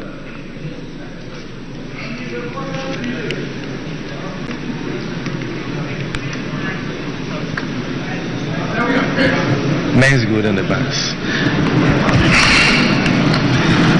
I'm sorry I missed the question on sports. And one was whether we intend to provide a world-class sports stadium. It says that we don't have a world-class standard sports stadium. We've been to several countries. We've gone to watch matches. I've been to Wembley before, and it's a stadium of a different class from what we have here. And often countries are energized to build this stadia if you bid to host something. It creates the opportunity because you know that you get returns on the investment when the tournament comes to your country. And so I remember when we bid for the African Cup of Nations, some rehabilitation of stadia took place, but we didn't see any news, a world-class stadium built. In the current crisis in which we are, I would not stand there and promise that we will build a new stadium, but I've said that under the big push, we intend to spend a certain amount of money over 5 years on providing a good infrastructure to include roads, bridges, agro-industrial parks, and so on and so forth. That could include sports facilities, and if we make allocation, then we probably would look at providing such a stadium. And so that's what I can say. Sports, if you go to many countries, sports plays a very good part in the 24-hour economy. And so you find games being played at night under floodlights and so on and so forth. Unfortunately, here in many places we have to close the match before the sun goes down. Otherwise, there's not enough light to continue the match because we can't even keep the floodlights on. And so I do think that as part of the 24-hour economy, sports can play a very good part, and we'll invest in sports facilities and help the people engaged, the private sector engaged in sports facilities, to be able to provide, service at night so that our people can enjoy that service. During the working day, people go to work and things. In the evening, they want to go witness a football match or go witness an athletics meet, and we don't have exactly the facilities to sustain that. And so it's something that we will think about. Minyano bisa say a day important and a year bibi fufra ye betimi e dey nsa atoso say we are there e betimi asesa nyoma ama ye shebre Ghana for shebre asesa na em say nyoma bebre amaka no makacho say the central plank of your economic policy initially is to stabilize the economy, and only a priority, because we be a tokromo ayakoshe no e was say yetimi eye na yetimi apie free tokrono and sana waka bibia ka ho and America say 24-hour economy no eno e be bi economy no se ne be ya enkwada no benye adwuma ye mabunu benye adwuma ye, because national security aka say the major threat to your stability in Ghana is youth unemployment. Abraham Nwabemu, now unemployment rate here little over 8%, and net unemployment could do 14.7%. And we share Ghana Statistical Standards, Ghana Statistical Service, or more reports now. HSS things will deteriorate further, because World Bank say 800,000 people have fallen below the poverty line just because of economic crisis a year from we. Another Ghana Statistical Service report say 8 million of our people ended that back because they couldn't afford to eat. 8 million people did not eat for one day because they couldn't afford food. Until the major emergency I was say food inflation ever from. And the only way we can do is to say, Yankasa, Eduane a yedi no. I was say, Yankasa yedua oha na yetwa na yenkrofo timi nya food at affordable cost. Enti saa nyoma ni na ade a metimi aka say ebe ya ebe ma nyoma asesa amayen. Na osan bisa say yaba nyoma enkrofo afa anaso omawia eche se eye oman na japade omo afa no ebe en den em se makan wo bebi bebre na nu ya mekola na lafo no omusu because omo asase bebre aban gye se ede ye bibi ene maye mo adwen se mo mfa nye biom na emra ne kire se wo se wo mfa nye wo mfa asase na nye ade a wo gye ye nti wonfa nye bioma e wo se uma asase no esan kɔ nia ɔde asase no ma wo ene ye ka say la wireless me ka say President Kufuor FAB 40% EDC African Union Village, because na ye be ye African Union Summit or ha enti na ka 60% of la wireless land ene ko hokɔhwɛ ya che asase nafa without consultation with the stakeholders. Make I say Abra Professor Mills by International Students Hostel near Chedi in Alpha. Professor Mills by or just assassin back and then a honor foreign ministry. AC assassin also na foreign ministry. Ain't he say wafa abaya japade ewo kwan so a emrano empenia yebesa are repossessing on behalf of the people of Ghana. And I know a commitment I just say may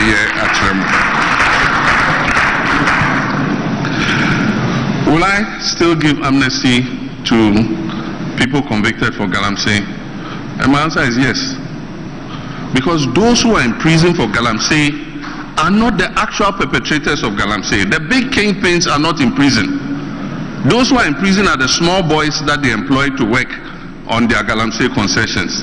And so they are victims of circumstances. And so if we are coming with a new fight against Galamsey, let's start by giving them amnesty. Let's bring them out, reform them, and do the things that will make them not go and do what they've done again. If somebody must be in prison, it's those district chief executives and ministers and others who are doing the Galamsey, not the people they are employing. The term of Bank of Ghana governor used to overlap the political season.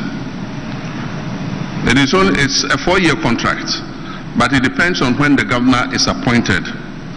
And so if you remember, the last governor who was the governor in my time was Governor Isaku Nashiru. When I left office, Nashiru's term was still running. It was the same with Governor Akwa. His term overlapped government. It is only when Nashiru was forced to resign and a new governor was appointed that the term is becoming conterminous with the political season. But otherwise, really, it just says you have a 4-year contract. After 4 years, the contract is renewable. And so if a government comes into office and your contract has not expired, you continue as governor. And when the time comes and your contract is over, depending on your performance, your contract will be renewed. But if you were a governor who presided over a 60 billion loss, I wonder if you expect a contract extension. If you're a governor who printed 42 billion CDs and pumped it into the economy, pushed inflation to 54%, I wonder if you expect that you will get a contract extension. If you're a governor who in crisis decides that the best thing for a bank to do is to invest $250 million in a headquarters building, I don't know if you should have the expectation that your contract will be extended. And so I think that, yes, 4-year contract, but it must be based on the performance of the person or the individual who is in that office. Cabinet reshuffles are important because they enable you to bring fresh pair of hands into your government. And then somebody might not be performing in a certain sector, but if you reshuffle him and move him to another sector, you find that he finds his feet and performs better. So from time to time, a president might look at his cabinet and shift people around or drop some people and bring new people in. It is something that happens all over the world.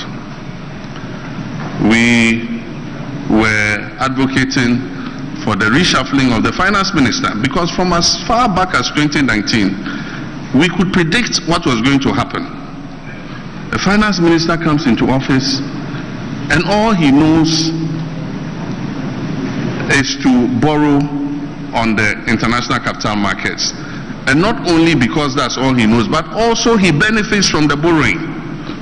Conflict of interest. His company, Data Bank, anytime government borrowed, received commissions on the borrowing. And so that was an incentive to borrow. So is it any surprise that in 6 years, this finance minister borrowed $13.5 billion from the Eurobond market? With all the projects and infrastructure I invested in my time in office, the total amount I borrowed from the Eurobond market in the 4 years was $3.5 billion. In 6 years, this minister had borrowed $13.5 billion. And that is what has put us in the situation in which we are.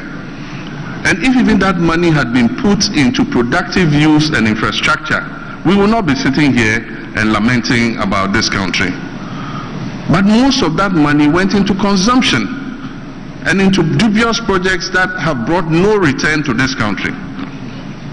And so if the president had reshuffled him earlier, we will not be in this mess that we are. MPP has very capable people. The only reason the president kept him in that office and refused to shuffle him is because he was his cousin.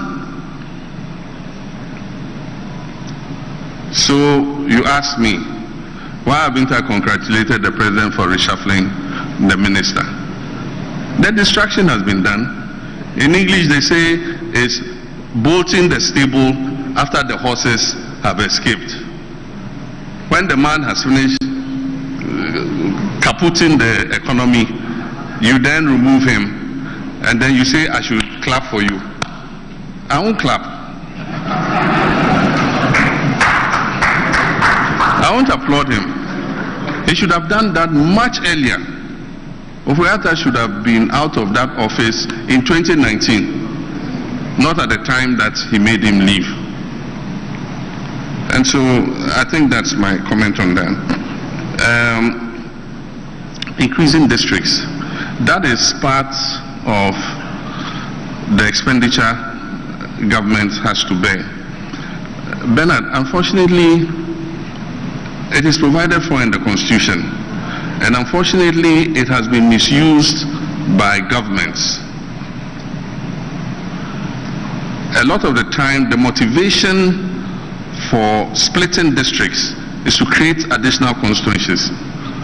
And so you find that districts have been split and become unviable because they are too small and do not have economic opportunity to be able to be viable as a district. There are many districts today whose only source of income is District Assembly's Common Fund. And so unfortunately, that is what has happened. I remember when I was a deputy minister, the districts were under 100, about 90 districts or 70 districts or something like that. Today we have 261.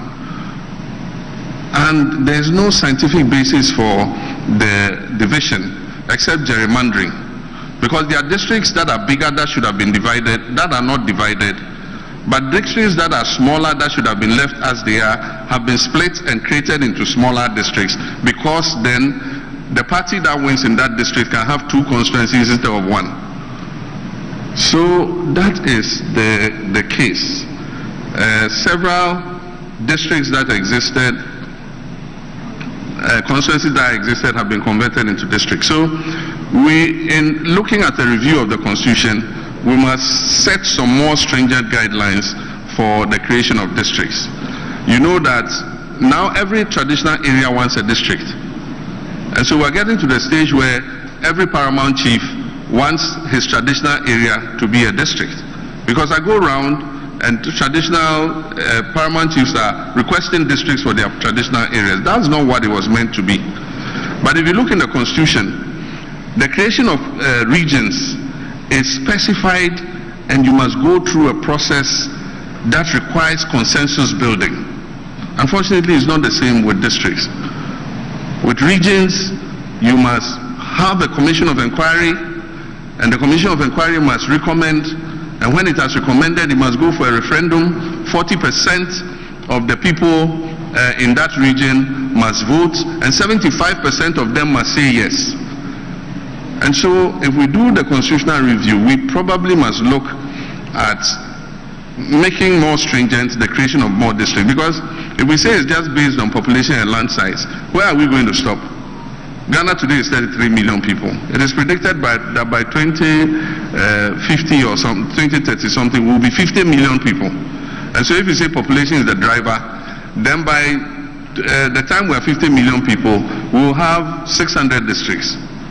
And so that is a major issue, and I agree with you that we should look at that. But I think that there are more opportunities for improving funding to districts.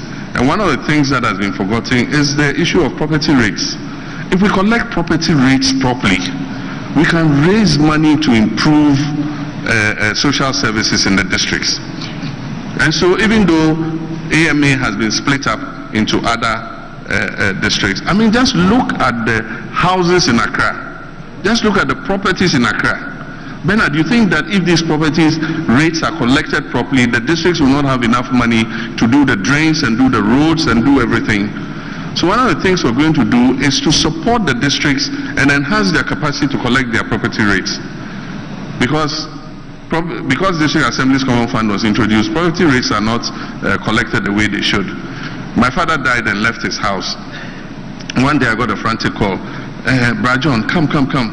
They've come to paste a notice that they're going to sell the house. So I go there and I look at the notice. It says,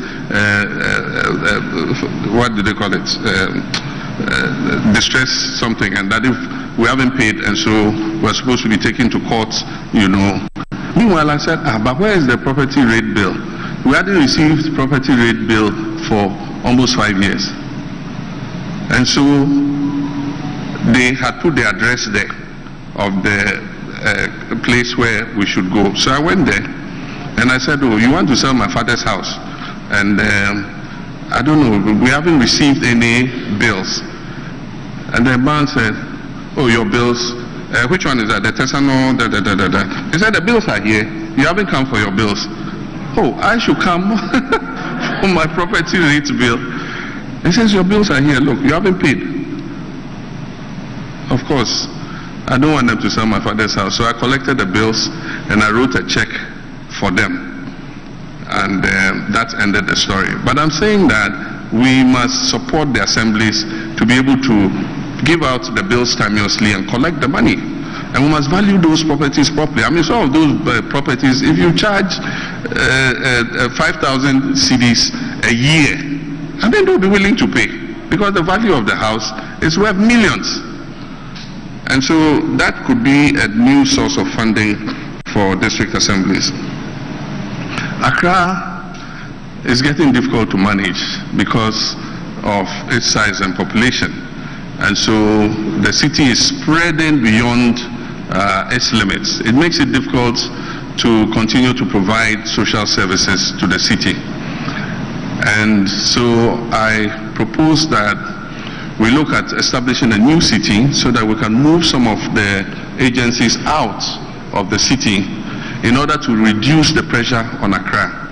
Can you imagine if Nigeria had not built Abuja today? Lagos would have been in gridlock. You will not be able to even walk in Lagos because it would have been shut down.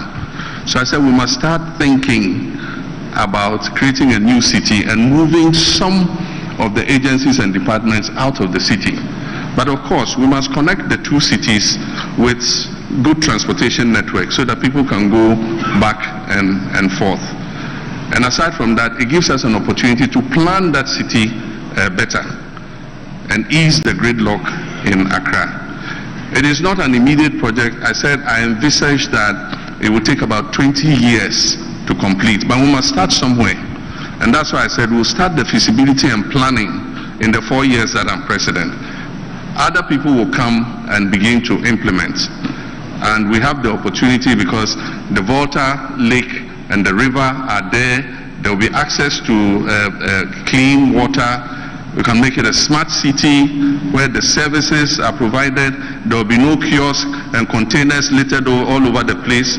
We'll provide markets so that if you want to go to the market, there's a properly organized market and everything. There are supermarkets, there are schools, there are parks for recreation and all that. We can even make it a tourist center. We can create amusement parks so that families can go there and have amusement. We can have a water park. We have no water park in this country where you can go with your family and have a nice time. And so I've envisaged that if we start towards it, we might not live to see the end of it for some of us, but our children and our children's children will benefit from the establishment of a new city like that.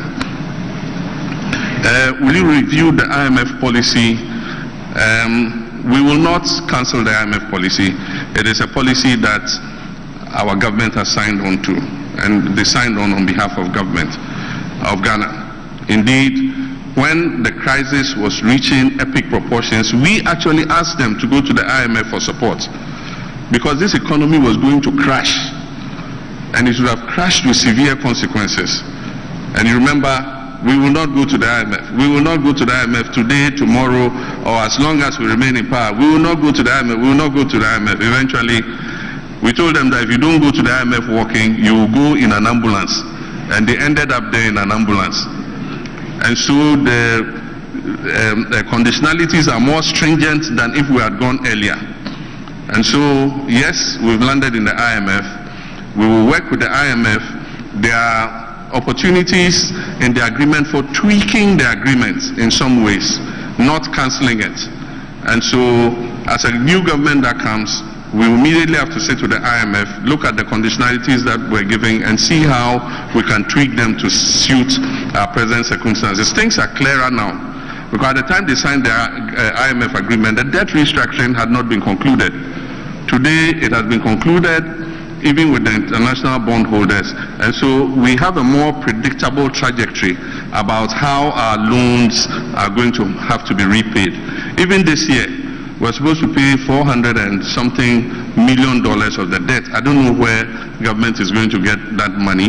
We probably will use some of the money the IMF themselves are giving us to pay for it, and that will create problems for the city, because we don't have the kind of injection of foreign currency that we should have. I'm committed to the affirmative action bill. The last time I met with the Speaker, I urged him to make sure that he passes it in his term as Speaker, and that the women of Ghana will be very grateful to him if he's able to pass the affirmative action bill before the life of this Parliament ends. Historically, it's one of the bills that has lasted the longest under consideration, and I think that the time has come for us to have an affirmative action bill. That one and the amendment to the Citizens Bill to allow our dual citizens to participate even in a greater way in the administration of this country.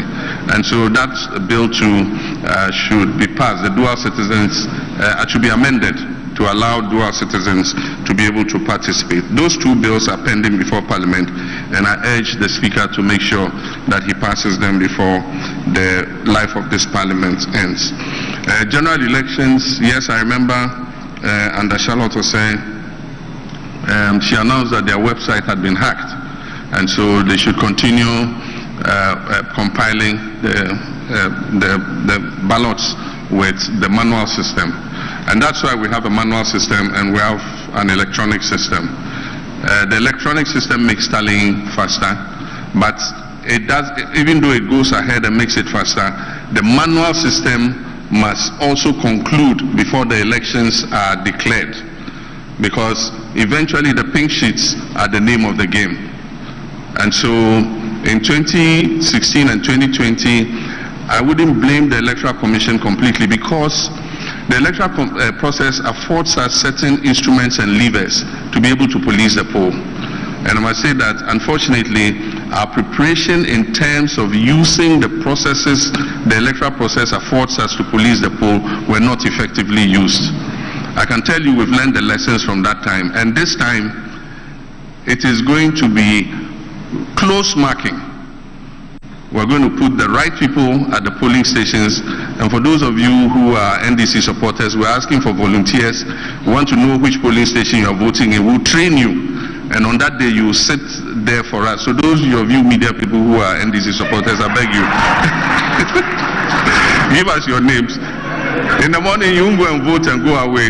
You vote and sit at your polling station. We would have trained you, and you'll be our agent there to make sure that the right thing is done. We're going to man the collation centers. We have trained our people who are going to man the collation centers. They will be there. In some cases in 2020, agents in the collation center went and they said, oh, the returning officers have not come yet. So you go home and go and eat and rest and come early in the morning. By the time they came early in the morning, the result had been declared. And of course, it led to confusion. And you remember that some people were killed by that incident. And so we are going to take advantage of the levers that the electoral process offers us to be able to police the poll. So I can assure every Ghanaian voter who votes for the NDC that your vote will be protected. I can assure you of that.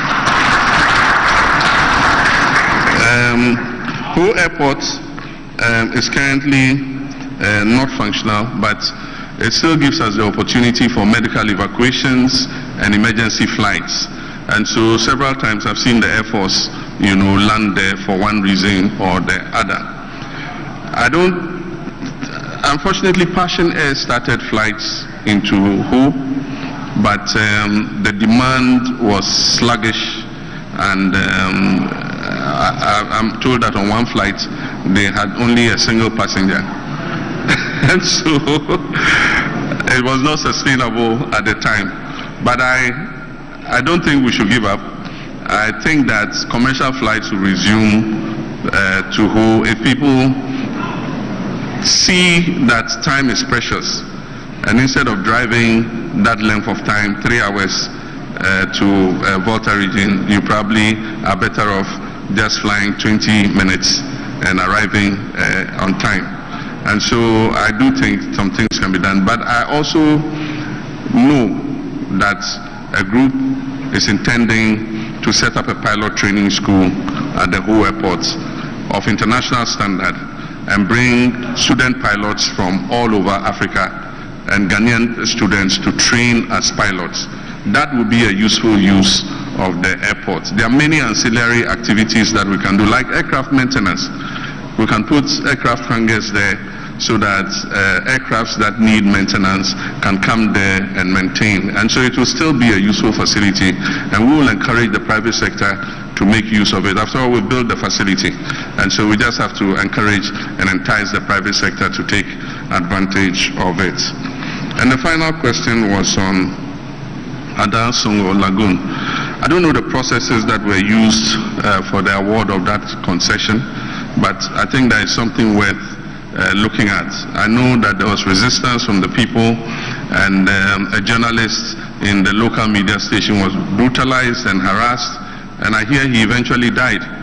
And so it's something that we should look at. What processes were used, what is the effect of on the livelihoods of the people, because that has been a very controversial issue. I remember that there was a company before, Vacuum Salt, that did the same thing. There were run-ins with the people, and eventually the PNDC had to come in and streamline things.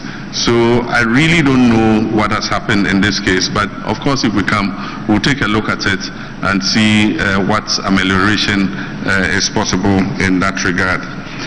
When I spoke about taxes, I was told that I was not very clear. There are some nuisance taxes. I thought that when I mentioned COVID levy, you would all have assumed that I said we'll take the COVID levy off. We are the only country that is still punishing our people for a pandemic that has passed. And so I think that there are other revenue sources that we can use other than the COVID levy.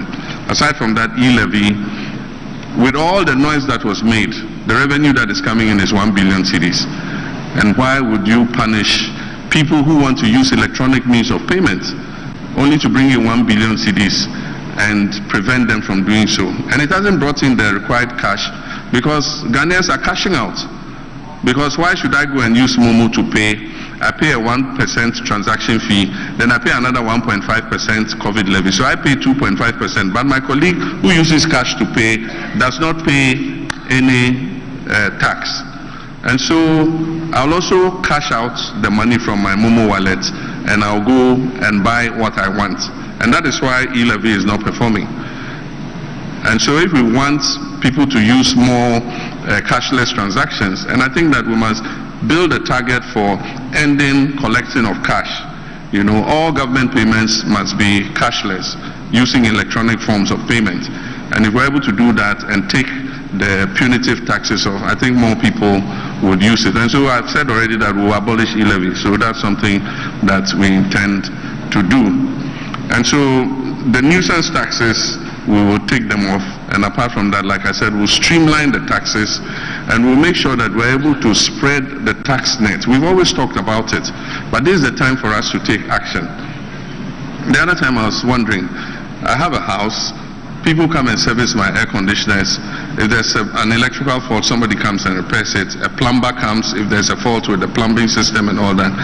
And it's a cash economy. I pay them with cash.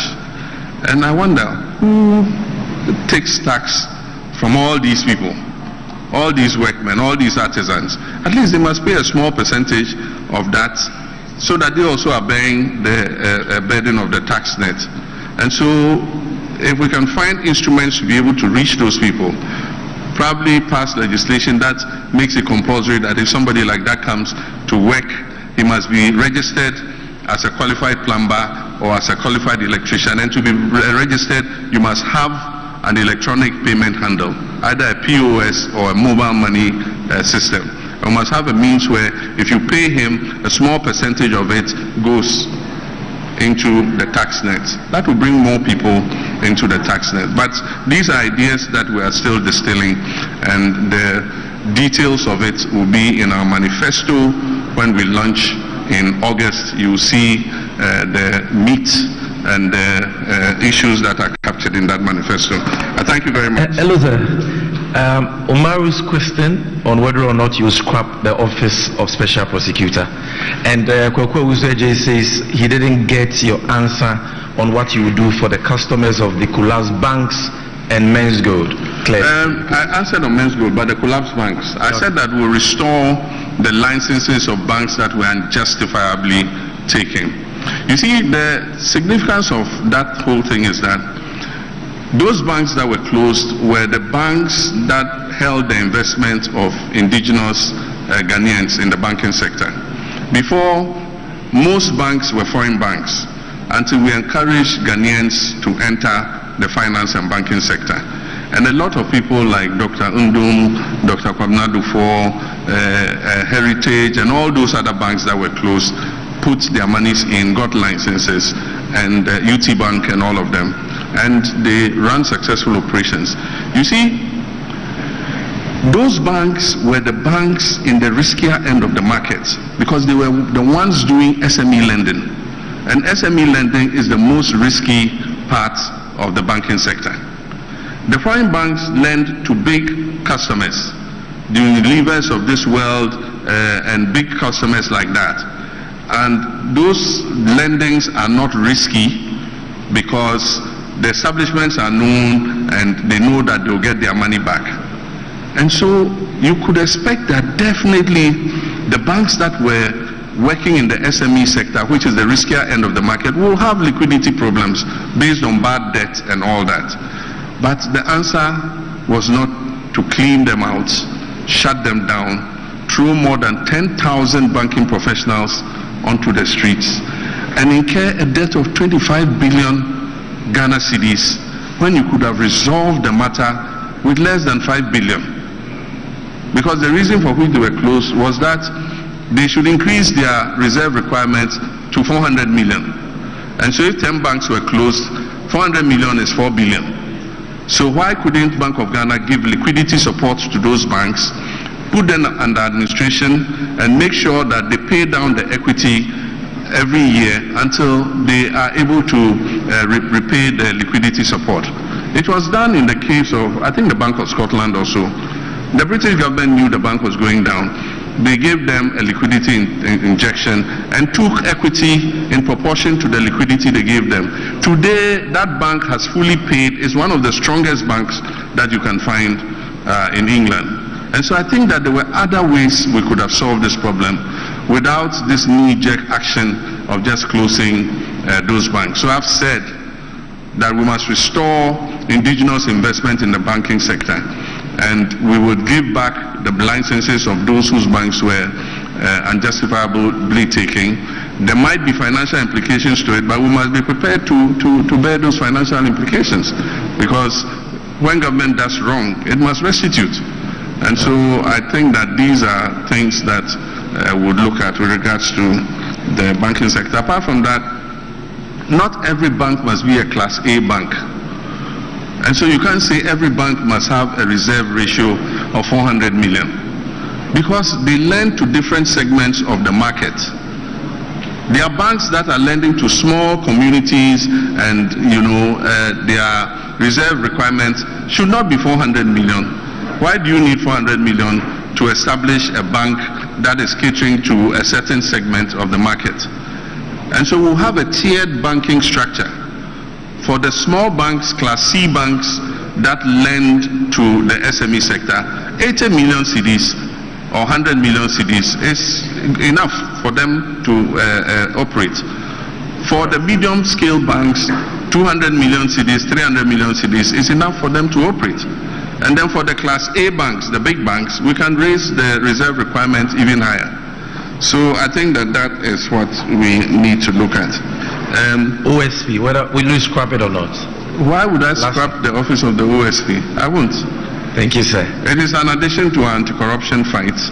And indeed, the people who set up the OSP office today are the ones trying to remove the special prosecutor. And they are the ones who are insulting the special prosecutor more than anybody else. And so the special prosecutor is doing his job.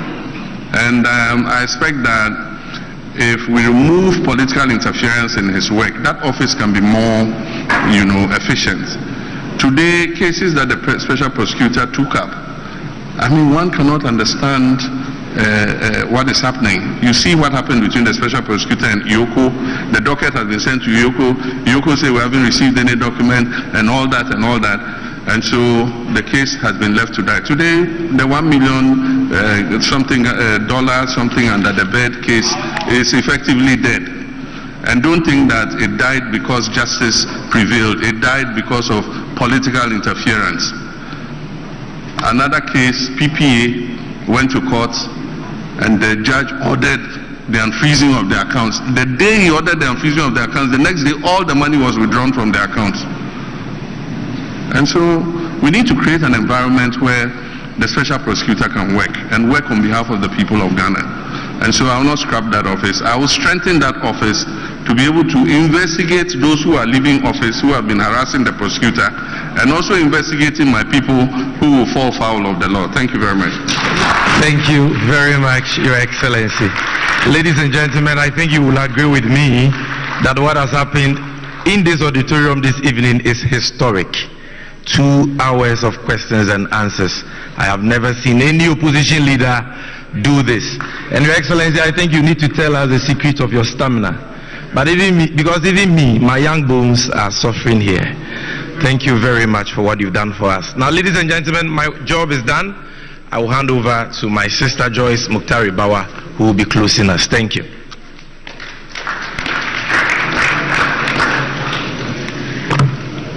Thank you very, very much, everybody. Thank you to our distinguished guests, ladies and gentlemen, our friends from the media, event PR, our fantastic ladies and gentlemen from the greatest political party in the history of this country, the National Democratic Congress. Siasa na yebe koda mi busa lawyer efa Ghana kwanya yefa so ebenya yefa hodi a sese ayewu nan wonwa akọ school esu abakosem ne bia tro history books bebre ene eguso ne ye dane ne ye se no lawyer mesrew fachame na shaase ifri bebi abedru ye no ma sameka yempesa mekanise ye ni founders ye wo founder ye ni founders ana nye ahanko ye ni founders we wiase babia okay or maybe I one founder okay ukwa Russia Peter the Great, ukwa America George Washington, Burkina Faso here Hofua Boigny, South Africa Nelson Mandela, India Mahatma Gandhi. That doesn't mean say young no na memeni ho. Ne mumono yahwe nipa wodi animu asa nipa ni ni hwanka either say ade ne betwentwan ne nayase anaso say nka makura. In the case of Ghana, the founder wiase nyina agitum nti say wo wote wa man we say mo wiase we are billions what you say and Ghana afa ne yakwa 32 million nti say wiase nyina agitum say founder afa ne Kwame Nkrumah na wo ka 32 million people of Ghana na wo say wo nyi ntumu a na yemfom so na waye yenim founders wo babia na me sha se akasa no na me ka bibi say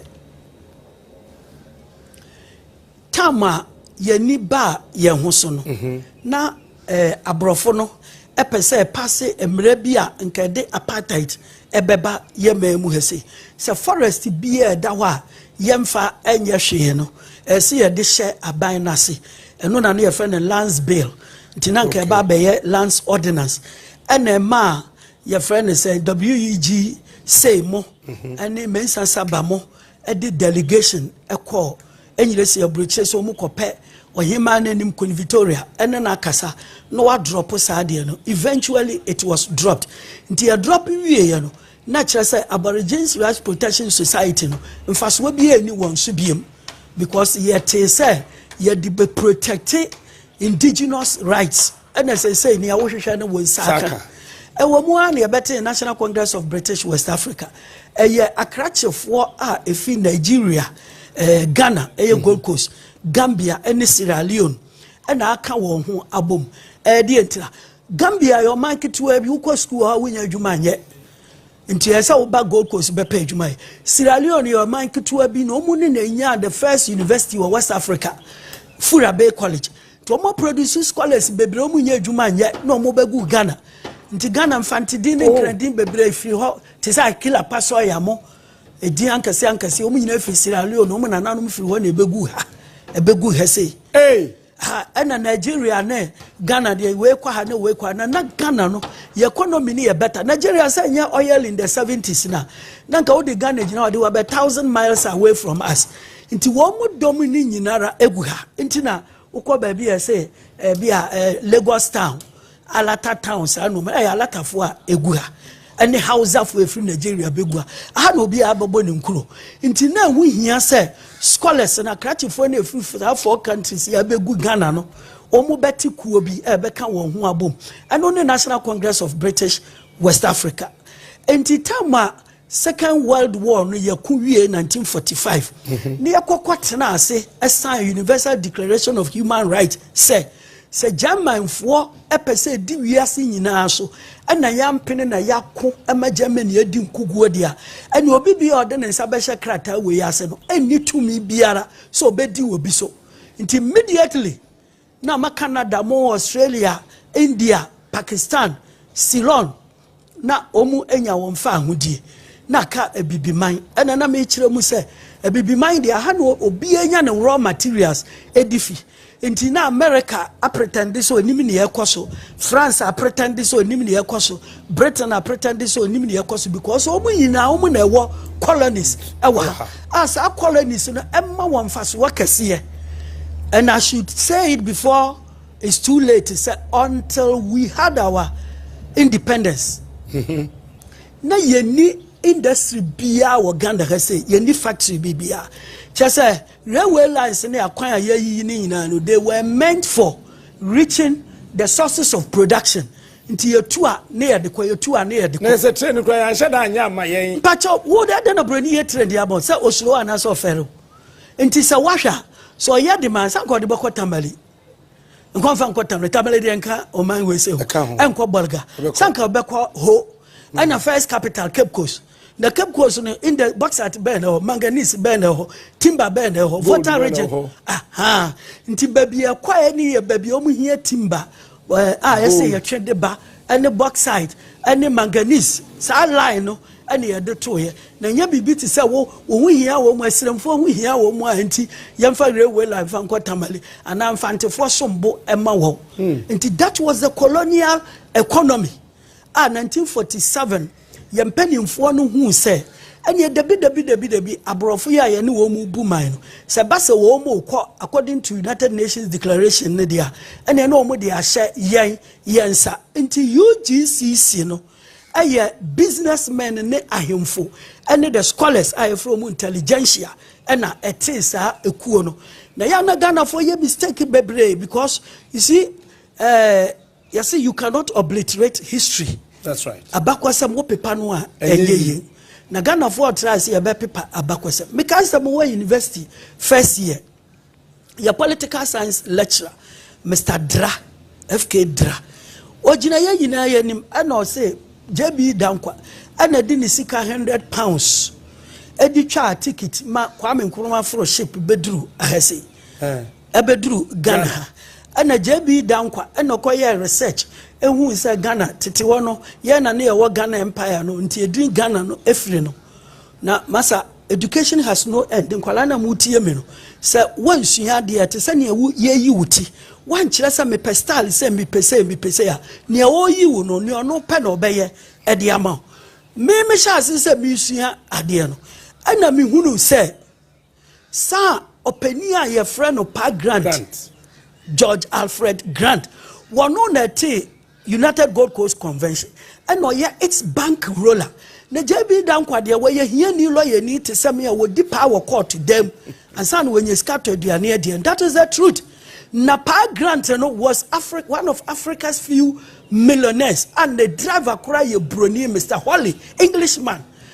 Or what offices were Liverpool, Hamburg, and then in the US, our the shape of cotton. Pa Grant. Pa Grant into one no not in the party.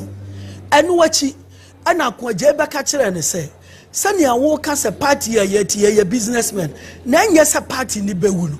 You be here organize a beer or be move everywhere in the Gold Coast. No ama the aims and objectives of the party are alive on the minds of people. And also just say Kwame Nkrumah say wenimuno. It's a JB Dankwa. Pa Grant seek £100. And buy and so beda pa grant fee Poissy Road second D. The following day they drive on to South Pond to start the administration of the United Gold Coast Convention. All by no na downfall. The first Kojobo to you na a buy. And the former mate our Timothy school nimuno Komila Agbeli Bedema a babekan won. Enti no omo babedru ye no. And Kwame Nkrumah who say UGC simpelimfo te say a grant nuemu ati say JB Dankwa ati say Obechebi Lamte ati say Awuno Williams ati say Nanka Bruce. They were members of the then Legislative Council. Dada just of they were parliamentarians so many abrofono and it's an independent struggle they are part-time work for them. At first Kwame Nkrumah no so who say apart from unknown Nkrumah no course school Americano before you about to how many abrofono your classmates were Oxford, University of London, Manchester, Liverpool.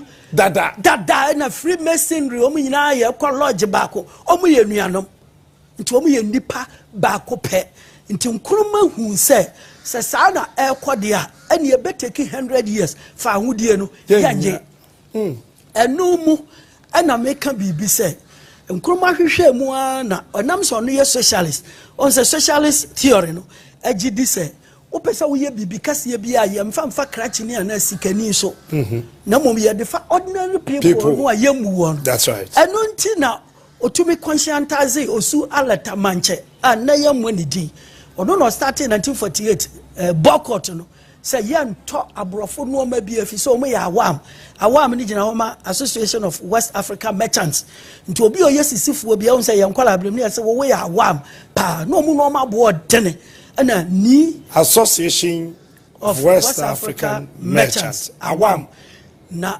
sabrofo Indian, Lebanese and then European merchants woman kuana watumi so omkra no man to awam na nya word eyekuo nti wosua wo mu we nipa bone na wosua mu na yese wo ya awam chese wo ye asisie na ni kwabena bone the second nkranhene a wo free osu latamanche na obre won wase turu Nkrumah na owie sa successful boycott no e ba na wie ending of January na Nkrumah hu say de ba de biom na ye ya e de violence ebeba because e ba na say wo fa smooth part no a me ordinary general secretary mpanimfo na edi manim ni yiran omni abrofo no na ebom ehwe nti dan ye benya mfia mpempempem na ye da so sha abrofo na se eno na me ka say call empoano ho call empoano ne akoje na omu ko hunu ye nkrofo a ye de won free aburochira ba omu kokuti a Germany Second World War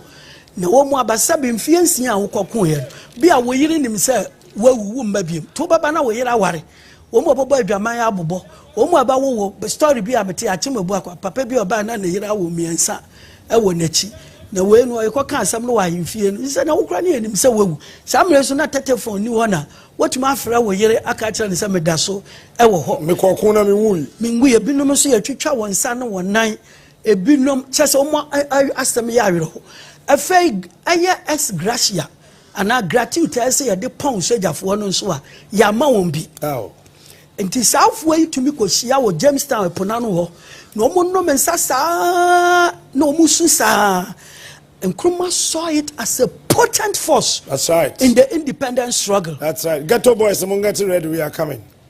Enti Ghetto boys Nina. Come. Enti wana Nkrumah ene onuya akwaje ko.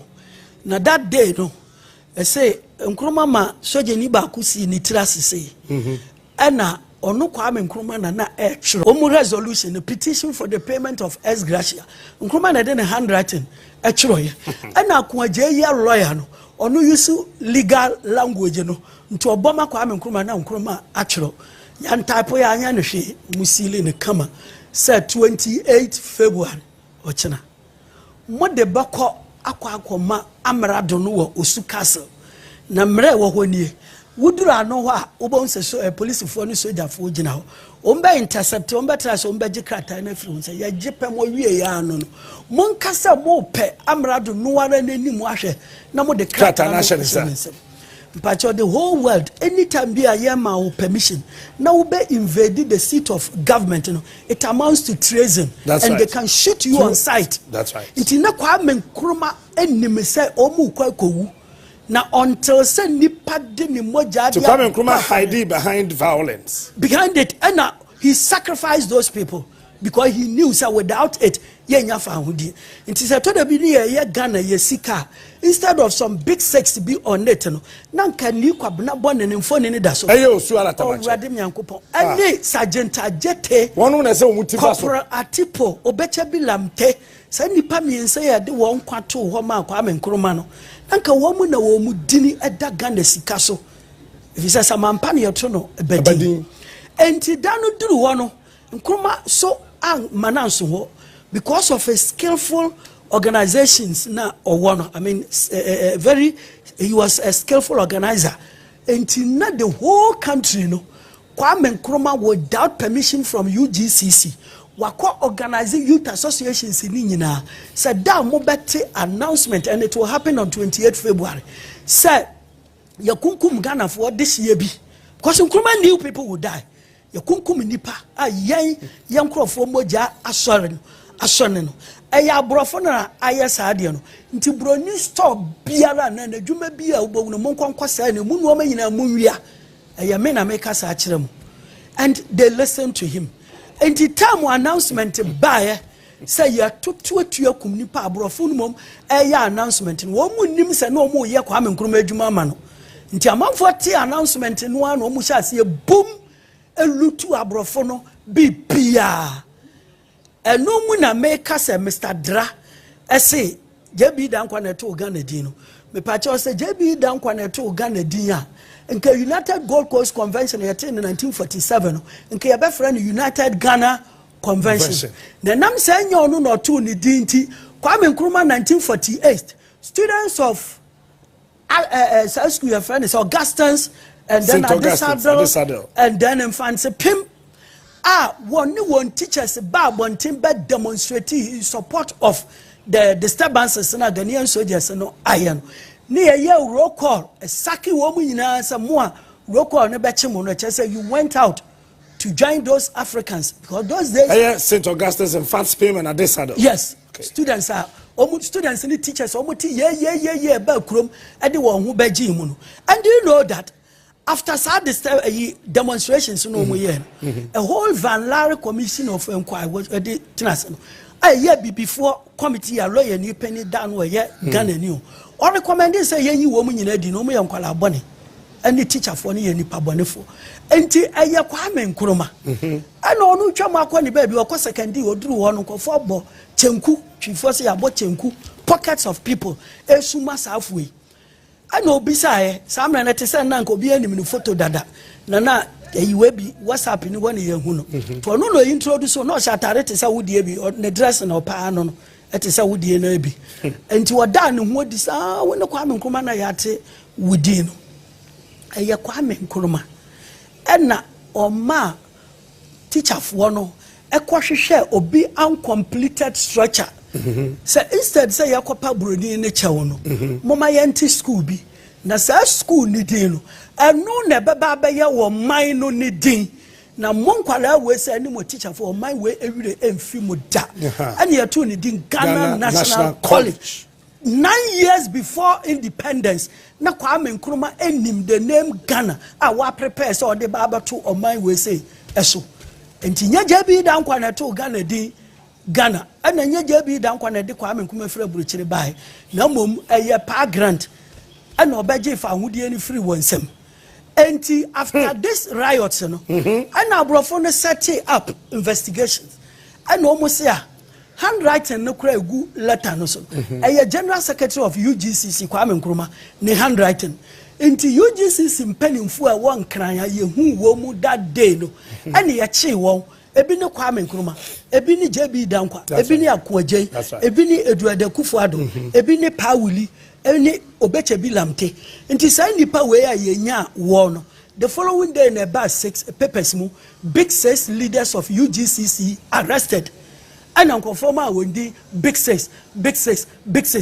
Now a newspaper headline. Now time where your police inquiry no. And the woman you na cast omuni including but I had the pointer here me no and I wafa from Poedru no police for inquiry ni mu no and enipa enum na say then obia enimu ho hwe including on one adam for akwaje kura no suro okay wase wonimu ho hwe nti ya chi won ye de one good cells e won kra ha nipa enum no ana Kwame Nkrumah ne handwriting enie ono nso na nam no so a sa nipa miensa no yakum won na ya sa chechechi nipa bebre e wo man mu ha nti ya den no beka so ni mu hwe e na ogema no hu se e yo no nko a na ye sa de no twen wote akofo wote won wa kan na adwane obi ayi Kwame man no no gema ne hu se eye mmea menko a na me orchestrate here na enum ne fa hen ana enum ye do o good cells wa after that ye ja won tem na ne oye ne ye de no nko akọ tamale ekodi bosom miensa wo ho Kwame Nkrumah Kwame ko so no no ye nti wo ye no na abrofo no hu se basabasa no aba no omo speedy up constitutional development ma ye nya fa ahudie ntemu a ne ebesi nge because boycott no aba and 48 riots no so aba enya se yetena homa bibi etoso miensa eba until they set up your friends and the Watson Commission to make a proposal say you better transfer or mine ye de ama abibifo na sa Watson Commission no mu setting no up no recommendations o mu ye no and ye de ma another committee from the Kusi Constitutional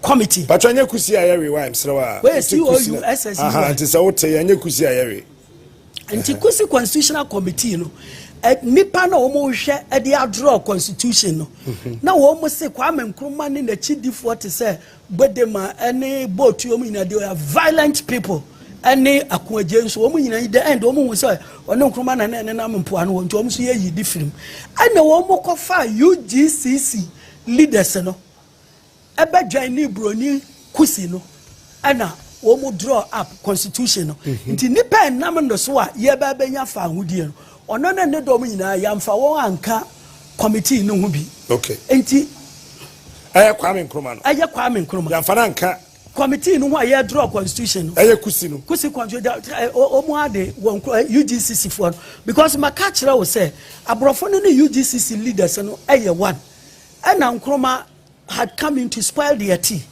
Nkrumah ni classmate bia wo men we in terms of tertiary education okwa universities ni na wo US oba Britain 1945 no na nka okoye law na times no ho to de bia na meka confirm pese meka law no okwa no entrance exams no failure sa na chere se obeye lawyer nka oba Ghana no nka oba practice te se je bi dan kwa muntika independence nka yenya nti bibia beba wakom bia as a human being no immediately ya na wonti ase Kwame Nkrumah faili entrance exams or they call law school wa Britain ase nti ade o start it oni obawie ni PhD e wo Britain eno na oya afa ko ba ni muso ba bia ye hia ne so o mekasa nkire ye aya bibi man ka bom e wo UK ho nti na afa onye sika ntua ne school fees nti wo jait na fie nti time what say ye invite number na ni pay ni buy £100 a month na friend so ye twa ticket amani free no say urade me da wase eno na o ma bebetru Ghana has say then 1949 or not in CPP Convention People's Party now ye constitution no pe Kwame Nkrumah ehu say ye constitution no and or describe constitution say it is bogus and fraudulent because ni ono hwehwe no nya no na ewom ope independence straight and the way nya no constitution no mu nti saade a kwan bia obefa so a constitution na be say bia say essay eno na wo Kwame Nkrumah enti 1950 before say ya beto constitution no so aba no and Kwame Nkrumah use ni paper bi afa ne People's Evening News na Kwame Nkrumah newspaper ono ani newspaper People's Evening News ni newspaper na samre no omu print kakra bi abe 100 or 200 ewo takwa Royal Press na me na be ma UK Datsun media na wo mo spreading the whole country nti kuro baako na bi paper baako pe na mbenya kuro baako mbenya paper one time one newspaper nti krachi ni owo kuro mo no mo afre no no bia betwa no ho ahia ya bodawuro na ya say krata we finkran na bai na ya kan enu mu na Kwame Nkrumah actual positive action say that way say mama bia nkwa adwuma mama bia ntie instruction from Broni ya betrans ya kosi mra ya beje ya fa ahodie. And the history book says, he said the positive action, the declaration of the positive action was the most successful adventure embarked upon by Kwame Nkrumah. The whole nation followed Nkrumah, and there was a complete breakdown of law and order. Etina see a sanhwehwe ni poye saade no eye Kwame Nkrumah na ye kwache no bra Kwame ye di nasam and ye jailing for 3 years on 3 charges of sedition and causing disturbances in the country. Inti Kwame Nkrumah eda Osherford prison no. Na oda Osherford prison no. Ana one ne lawyer kwaje. Ene na damfo Bedema. Wo mu kwasra no mu tias wo mu hwehwe election law no mu electoral laws no. Ana wo mu hu say law na state say obi bia ye do wato prison. Na ubedi afe baako or less than that no who to me say utumi stand the election as a parliamentary candidate 1 year or less and Nkrumah who say schools one ko bia nya onyansa so woni bia nya oh into one ne lawyer akwaje and na damfo Bedeme ehwe mu no mu hu say charge baako bia ye 12 months charge baako bia ye 12 months into sa 3 charges na mame 3 years no yanka mom. See a combo man can buy concurrently. That's right. Now each one stands on its own. Until we say where we are. No one starting with. And so now a could do 3 now watch at 3 years. Until once every charge a year not more than 12 months. No. And here we are going to test this. One more kwaje forms the break Kwame Nkrumah. No more put you up argument. Now our jail. Our jail Osherford. Our James Town. Say what nipa no or demo no person stand election. Nibi, if we say the charges near the atono, each one was distinct from the other and running concurrently. Nabaku be also a year, not more than 12 months until qualified to contest the election. And Kwame Nkrumah, Nipa Nanka Obe stand election where Nalanda, Nadi Nalanda, near the Babaya CPP chairman be 2008. That's right.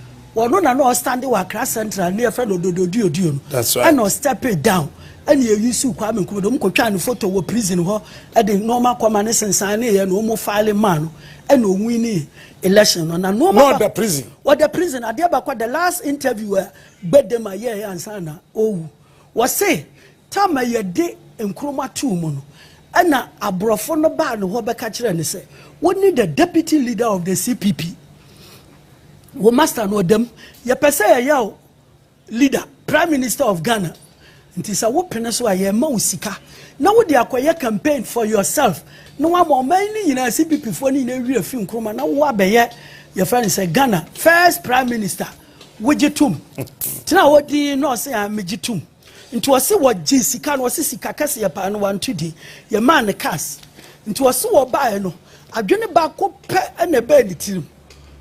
Or say a friend who says Abro Funus Kwame Nkrumah pa. You have to be a faithful friend. Yes. You got to be a faithful friend. Inti kasi ya de man ni bibia ni sika no de ko print banners no de Nkrumah picture kasi ya de bobo throughout the country. So many resources said this is the man Kwame Nkrumah, your leader in prison. Fight for him, vote for him. Then he comes out of prison.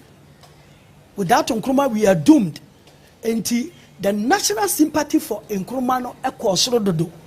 They declare resource on CPP and we need say womoba number out of 38 seats womunkwa enya 34 4 eka no UGCC enya 3 pe and obi o standing independent wo Accra enya 1 enti na say ekoko yi Kwame Nkrumah mo be form government.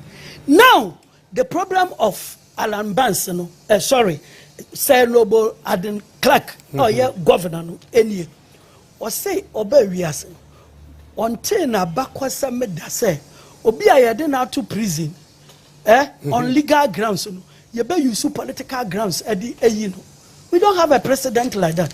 And Kwame Nkrumah legally in one win election politically in one win election legally there I saw them because they haven't exercised prerogative of mercy bia until so 3 years until no impending for kasa no who said the way a papa na popular no so one hwe no when releasing a man ma trouble a beba no be 48 riots there no just because of that young man enti see yokoyi no ai enti yi sa popular man ni eye Kwame Nkrumah ema wo pie eba abonte nti obeye from prison to prime minister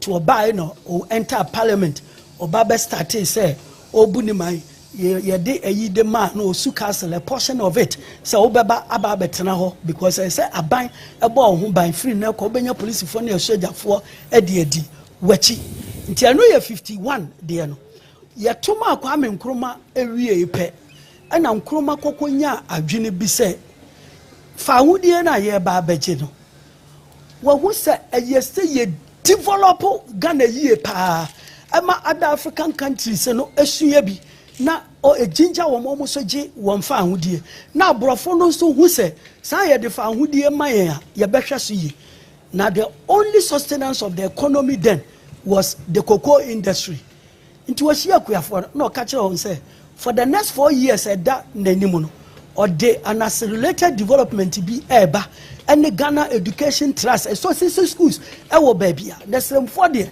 so more free education because now opportunity more than omo de share to Ghana mu a imaginary boundary obi or what south bia no could go to school not in a bia anywhere so in education because not in a senior education on be sophisticated like southerners into case on ko timber on ko underground on ko abrofo no on so ABCD or anything I want yet and memory politicians that so yes I did ceremony ye and Nkrumah ye we dem out say omo dey so omunya free education nti eno enema Ashanti region at that time na bono ne ahafo ebom your friend Ashanti West Ashanti which was the biggest region and the biggest cocoa producer region nti wana bafo akoto ni otumfo Ajiman Prempeh the second etena aseka na say ne ye sika no de ko hwe srimfo no wasisi schools wa ibene mfante na ye Ashanti fo ye sika ane yemfa nkoye sa na omema na ye mpene enti wo mutu nipa ba Kwame Nkrumah ho so betimi a cocoa no world market price of cocoa no omonfa won ade ema won na wo ti wo na na bi pese onu sunye sika asase na da ho meye bi na nya won sika na de behwe ehiafo the third time omo ba ne wona Nkrumah ka se mo ba bi a mechi moto ti arara mponsa ene ye friend sen bafo akoto omusa kwa na omunya CPP fuo bi nso epese ti won ho free CPP like Victor Wusu e wa santimemu ena omukoti kuo bi a ye friend kokoo ntotosu akuyo it's not say kona na wo kono se won prince yemfa won sika enkohwe amai omani na nke sika na fasha santimai nko a na nya ya na ayiben kokoo ben de free baba emfanti kokoo ben de free baba esirem na ukoton ye kokoo a na so the president ko ba here the basic schools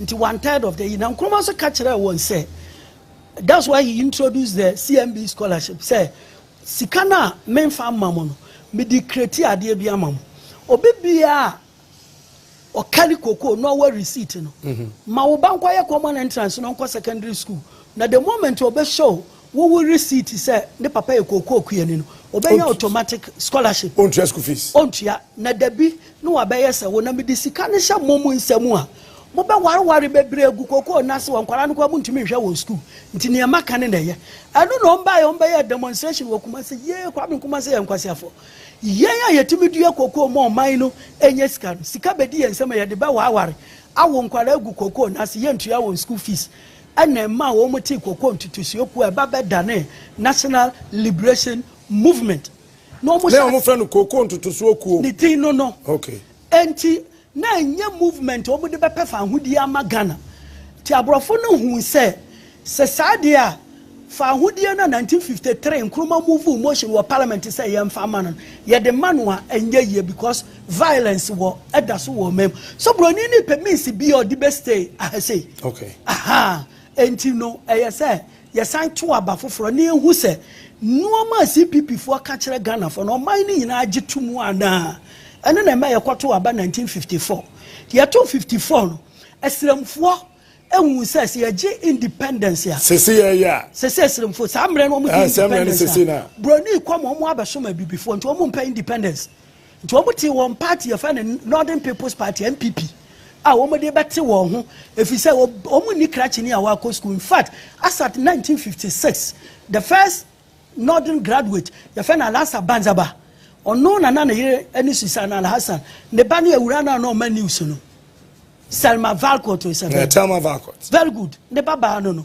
the first Northern graduate Al Hassan Banzaba enti na chesa sremfo ni graduate bi training teachers here no mo kakra Yakubu Talimo ene Mahama mo papa ene Alhaji Moru Gara mo no mo de training college mo na graduate de no mo ni bi nti o mo hu say o mo je fa ahudi ye nya nipa nya ministers ye nya nipa nya bibi o mba some ye nti o mbeko ana asantefo nso at National Liberation Movement say so o mo beka won mateme ho na na soro mateme ho o mbeka kwa me nkroma eboa me ye fa ahudi a ye di won sika behwe Ghana fo enti no mu yam kranka broni na crash asante hene 1874 sagranti war enti broni so okwade a onfa asantefo independence ma won efisa asantefo konka Ghana hina abrofo kwa na breaki wo nti se broni na kwade a ene esa asante hene na rule asante mind wo mu pefa ahudie bia e wona ibefo nso under H.E Anto wo mu se say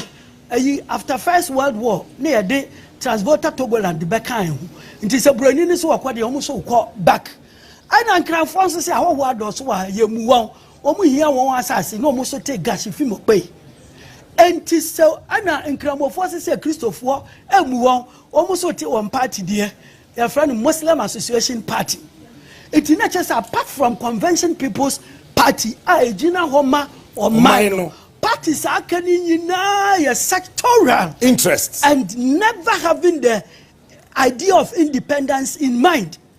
And as I believe, I must be down quiet. Ni pakasia wo mesel na santifo hu se won wani see to cry wo chebi no lusu ye ntini ya permanent free politics mu e Ghana. And after 1951 election no JB Dankwa became politically redundant and superfluous in the history of Ghana. Our tiny baby and 54 election no wo mu ekoye no with all these sectorial interests no CPP na ewin here. Wow. Tina chese nka se ye defa ahudie ma Ghana. Na brofo no so tena sibia mu hu se. So mu gya o man no hokwa. Asantefo party NLM mo so mpese o muti wo ho. Aibefo so mpese o mukoka Togo ho. Not for so mpese o muti wo man. Nkranfo so o mbepam ahoho efiri ha. Trouble beba. Enti omu nkeka parties ni nyina mom na omu nyina nya national outlook. Okay. And son omu akọ eno na ma ye san to ababiom 1956. Okay. Enti NLM no ene voter fuei ene NPP esremfo no ena ekabo mu a ete party of any United Party. Oh. UP. To just omu ye united. Parties in Kitwana, a person titi one winning in Bay Baku. No, UP. UP, yes, or more profound with you. Or Marjorie Baku says, so young Winia, why before Becca whom you win, but Mamma come crum. As Antiform winning as Antane, a betty, no Crawford says, for Mobuami, when you are some better mo, never be a Kwame Kruma Befan, no fat, and my ashe.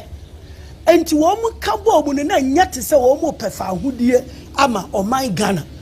In 1956 na Nkrumah di wo mu hwe from BM team owini ye na chesa wo ya wohwe ya enye ye se ye de fa ahodie ma no na to show say Dankwa had become redundant no omuti United Party no na nimpanka so ye wompani oni na SG Dombo okay Samuel Dear Dombo wo free we dagatini na no ye train teacher ana bono ni this year Samuel na bono ni Asante ye one region enti ono Dombo as against papa your friend is Chiam Yakoto Chiam Yakoto a form 4 liver nti na nkanti na make us say ye ma H.E Dombo train teacher ana omo hu say Dabi ese enye obi a ono nso akọ school tebro for te se Kwame Nkrumah enu na mo kofa Professor K.A. Buzia ediba wo mo amfa Dankwa ama nti Dankwa no enti munti an Uganda fo nti en MPP no ankrofo say ye Dankwa Buzia tradition no anya no kura Dankwa nka